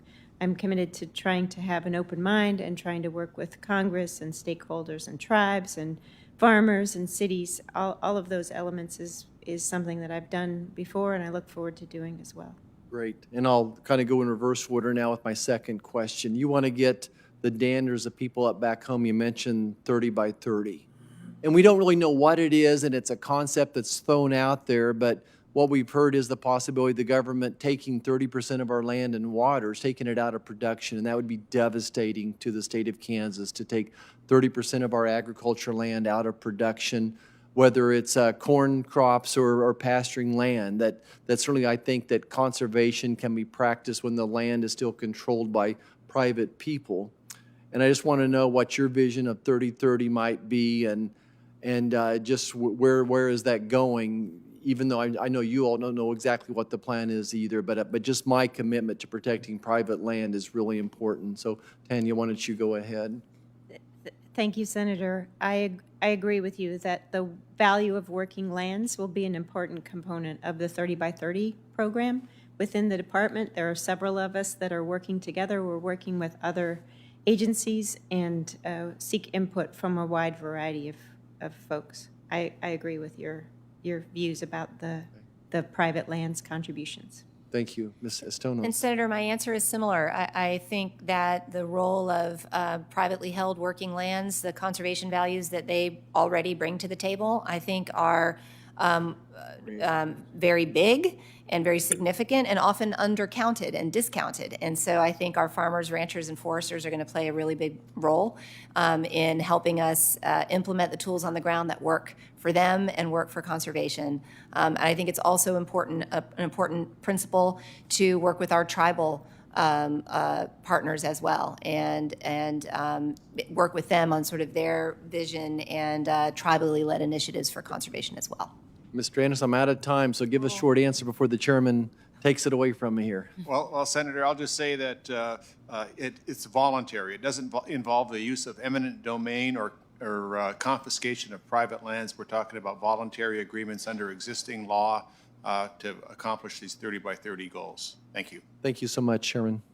Senator Cantwell. Thank you, Mr. Chairman. Again, congratulations to all the nominees. Mr. Anderson, I wanted to start with, the last administration I don't think did enough on consultation with Indian country. So we obviously want to improve that. I can't think of a better person, but I just want to ask, will you ensure that the department thoroughly consults with tribes and maintains the effective government-to-government relationships, promotes tribal sovereignty and self-determination? Senator Cantwell, thank you. And thank you for your nice introduction this morning. I really appreciate it. It's wonderful to see you again. And yes, President Biden, in his first day, issued a new consultation order to reaffirm the government's obligation. We have tremendous personnel from the Secretary on down, and we're very committed to engaging with the tribal community on all the issues you mentioned. Thank you. Ms. Trio, Senator Risch and I have a very big priority, all our Westerner colleagues probably do, on the Columbia River Treaty, which will be a big obligation to getting that treaty updated. So I want to know that you're going to make that Columbia River Treaty a priority for the Department of Interior. Thank you, Senator Cantwell. I appreciate the support from you and Senator Risch with respect to this important issue, and yes, it will be a priority. The discussions will be continuing, and we'll work closely with our counterparts in the State Department and others to make sure that we address the needs of our country. Thank you. On the Yakima Basin Integrated Plan, this was a big breakthrough on getting a lot of people who hadn't previously agreed on what to do about water management to agree. So we view it as a heralding of other things to come for much of the West, actually. There are 37 different components of the project that are shovel-ready to go. And so I want to know if you will be proposing in your budget interior support for Yakima Basin Integrated Plan. Thank you, Senator, and thank you for your support of that important program. It is a role model for other areas around the West. And yes, we will be continuing to support the implementation of that. I have been there firsthand. I've seen some of the components. I've met with some of the constituents in the tribal and agricultural communities, and it's something that I feel strongly about, and I appreciate working with you on it. So you'll support future funding for that? Yes, we will support that project. Thank you. Thank you. And will you commit on working and looking for opportunities with the Bureau of Reclamation to work on water conservation projects that facilitate salmon recovery? Thank you very much, Senator. Yes, absolutely. That is important work for us throughout the department. Okay. Thank you. Thank you, Mr. Chairman. Thank you, Senator. Senator Hoeven. Thank you, Mr. Chairman. Mr. Anderson, you've written about the Dakota Access Pipeline. Should you be confirmed, do you believe that you would be able to be objective regarding the EIS that's being done? Absolutely. I've consulted with my ethics office about all matters that I've worked on previously or written about. and I feel I've got no conflict of interest. This is primarily an Army Corps of Engineers EIS, and we have a very limited role in it. But yes, I strive to be impartial in all my decision-making. And you understand its importance to the 3 affiliated tribes, Mandan, Hidatsa, and Arikara Nation? Yes, I understand it's important to the tribes up on that reservation. Ms. Estenoz, thanks for visiting yesterday. I really appreciate it very much. Found it very interesting and instructive. Will you commit to work with us to restore the scenic loop in Theodore Roosevelt National Park, which is underway, but we'd like to get it done expeditiously, be beautiful, and then have you come out and see it, too? Well, I would be delighted to come out and see it. And yes, Senator, if I am confirmed, I will commit to working with you to ensure that that project is finished. Also, another project in Theodore Roosevelt National Park is Theodore Roosevelt Library, $200 million project that's also underway. And obviously, it'd be a huge compliment to the park. We want to make sure that the work is done in the park to highlight the library as well. Will you commit to that?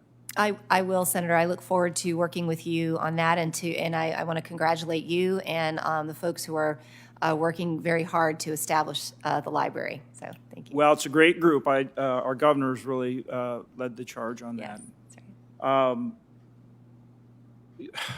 We're a big farm state, and so as you work on fish and wildlife issues, certainly wetlands and wetland easements are an issue where, you know, our farmers need consideration, help, and support on this. And so, you know, will you commit to make sure that you're listening to our farmers and understanding, you know, the challenges they face in terms of, you know, how these wetlands are managed? Yes, Senator. I do commit to listening and to trying to understand what the ramifications on the ground are for you know, the way we delineate wetlands and the way we issue easements and the conditions that those easements are issued under. So I do, if I'm confirmed, to commit to working with you and with the farmers on this issue. And same consideration for our ranchers who particularly are on the grasslands. So they have their ranches, but then they also lease grasslands and ranch those as well. Same kind of issues. You know, multiple use, they need consideration. Obviously, they operate under very challenging conditions too, and they're good stewards of the land. Same commitment for our ranchers in the grasslands. Yes, Senator. I look forward to learning a lot more about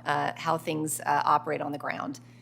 Thank you. Thank you. Ms. Trujillo, will you support providing project power rates to help improve irrigated agriculture in North Dakota? We irrigate off a number of rivers, but one of the main ones now, of course, is the Missouri River. And so are you willing to support those, the project power rates to do that? Thank you, Senator. I spoke with attorneys for the project that I think you're asking about yesterday, and I told them that I would be happy to work with the Bureau of Reclamation to try to look into the exact specifics. I think in general, I am from New Mexico. I appreciate the value of rural projects such as that, and I look forward to working with you on it. And are you willing to better understand the Dakota Water Resources Act so that we can fulfill the commitment that are in that legislation for our farmers?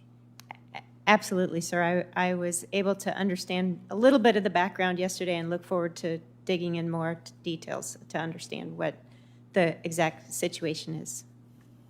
Thank you. Appreciate it. Thank you, Mr. Chairman. Senator Hickenlooper. Thank you for letting me squeeze in here. I wanted to ask a question for Mr. Anderson.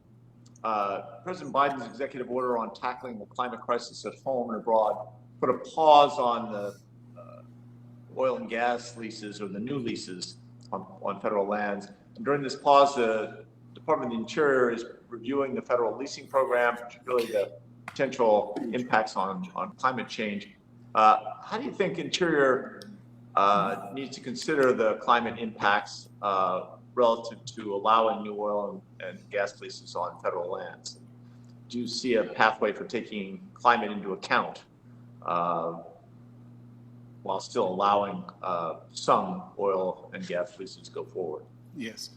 Yes, Senator, thanks for the question. And I think, yes, that you know, the greenhouse gas issues, the climate change issues must be part of any NEPA analysis that we undertake as we move forward with federal actions, and it would include oil and gas leases.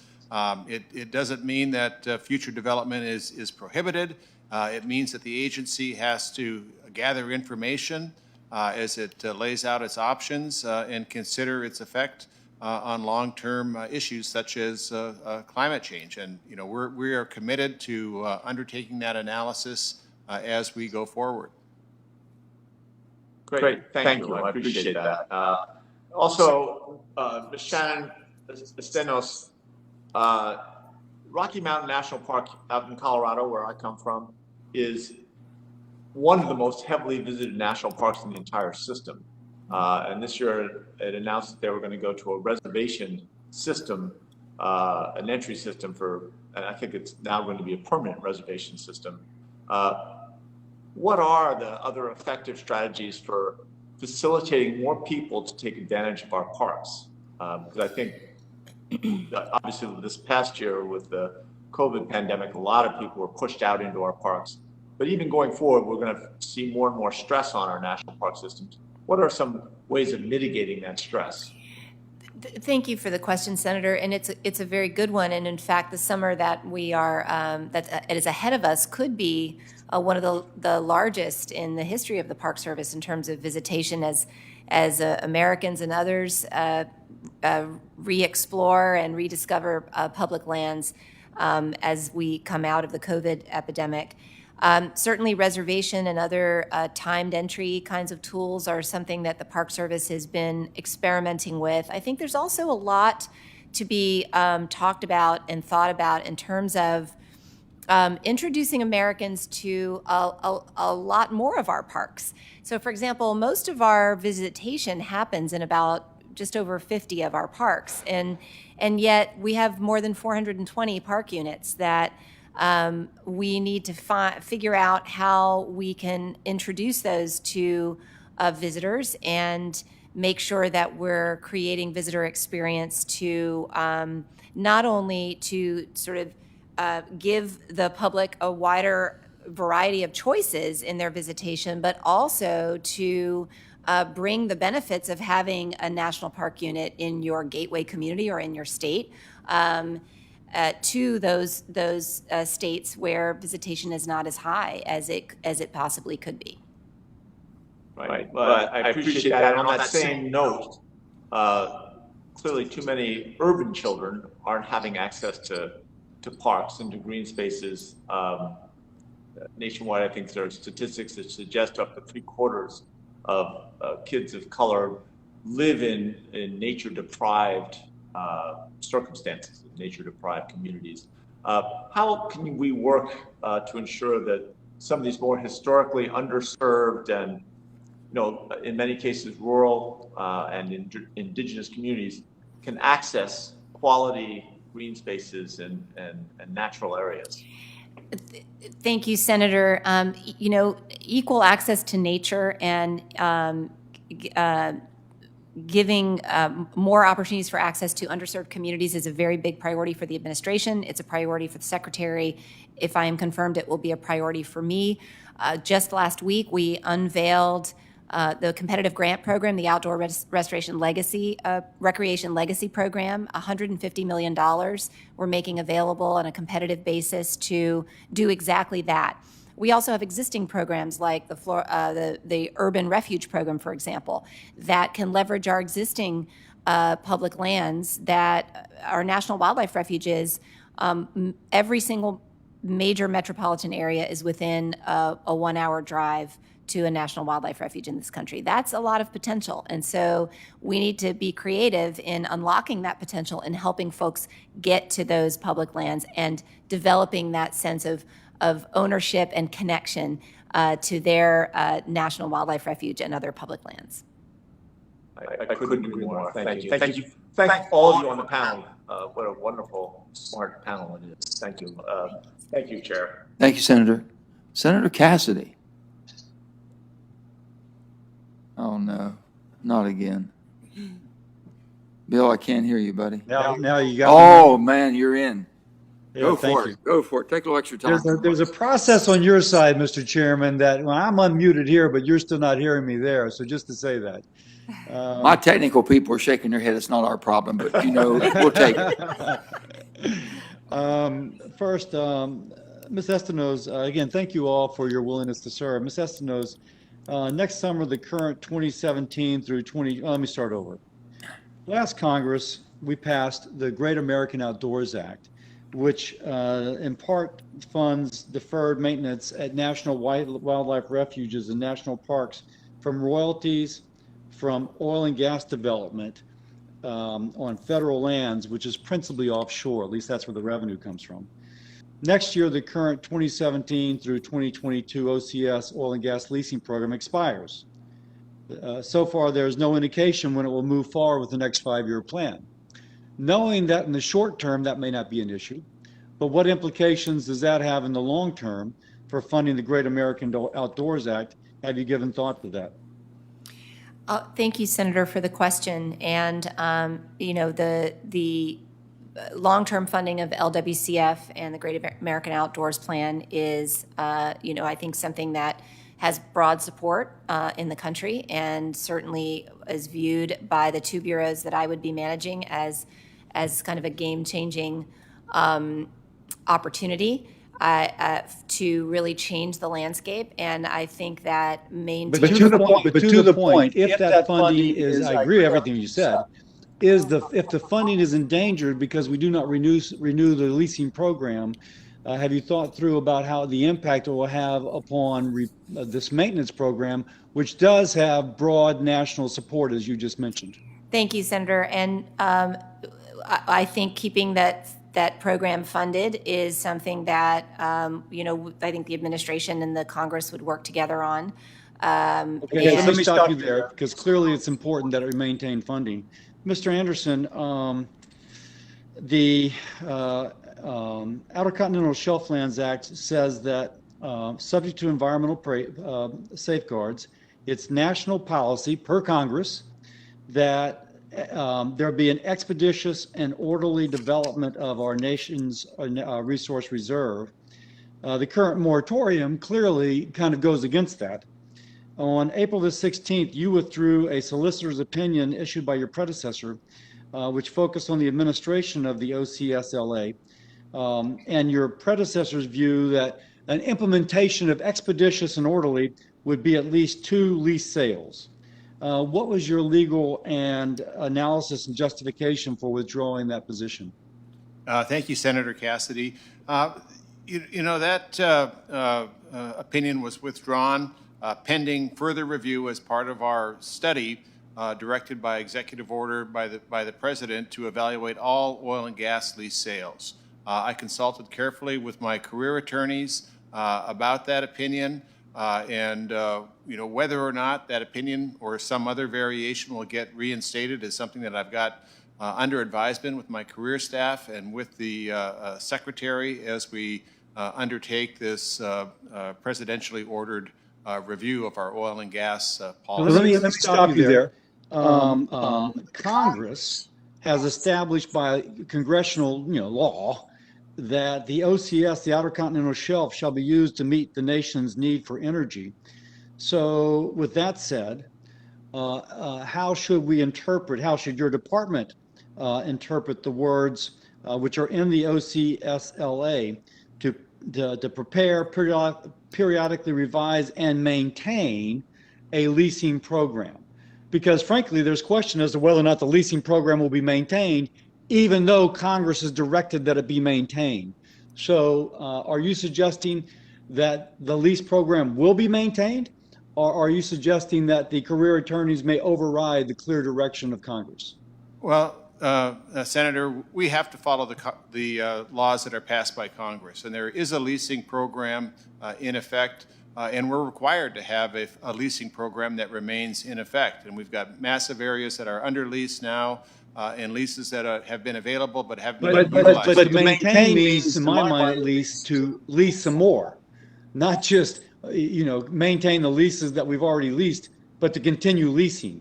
Is that not your interpretation? Well, I understand your point, and that is one of the questions that we're analyzing as we develop this report for the President. I yield back. That's a kind of an unsatisfactory legalese answer, Mr. Anderson, but that's okay. Well, not okay, but I yield back. Mr. Anderson, you have a better answer you want to give him? Well, this is a statute that we're obliged to follow, and, we're looking at it, carefully considering what is mandated under that statute, and we're going to provide an answer as we produce this report to the White House. Thank you, sir. Senator Cassidy? Thank you. You're welcome. First of all, let me just thank all of you and your families for being here today. We appreciate you making the effort to be here, and we appreciate your willingness to serve. Members will have until 6 o'clock p.m. tomorrow to submit additional questions for the record, and I have letters of recommendation for the record, which I will submit without any objections. And with that, we're adjourned.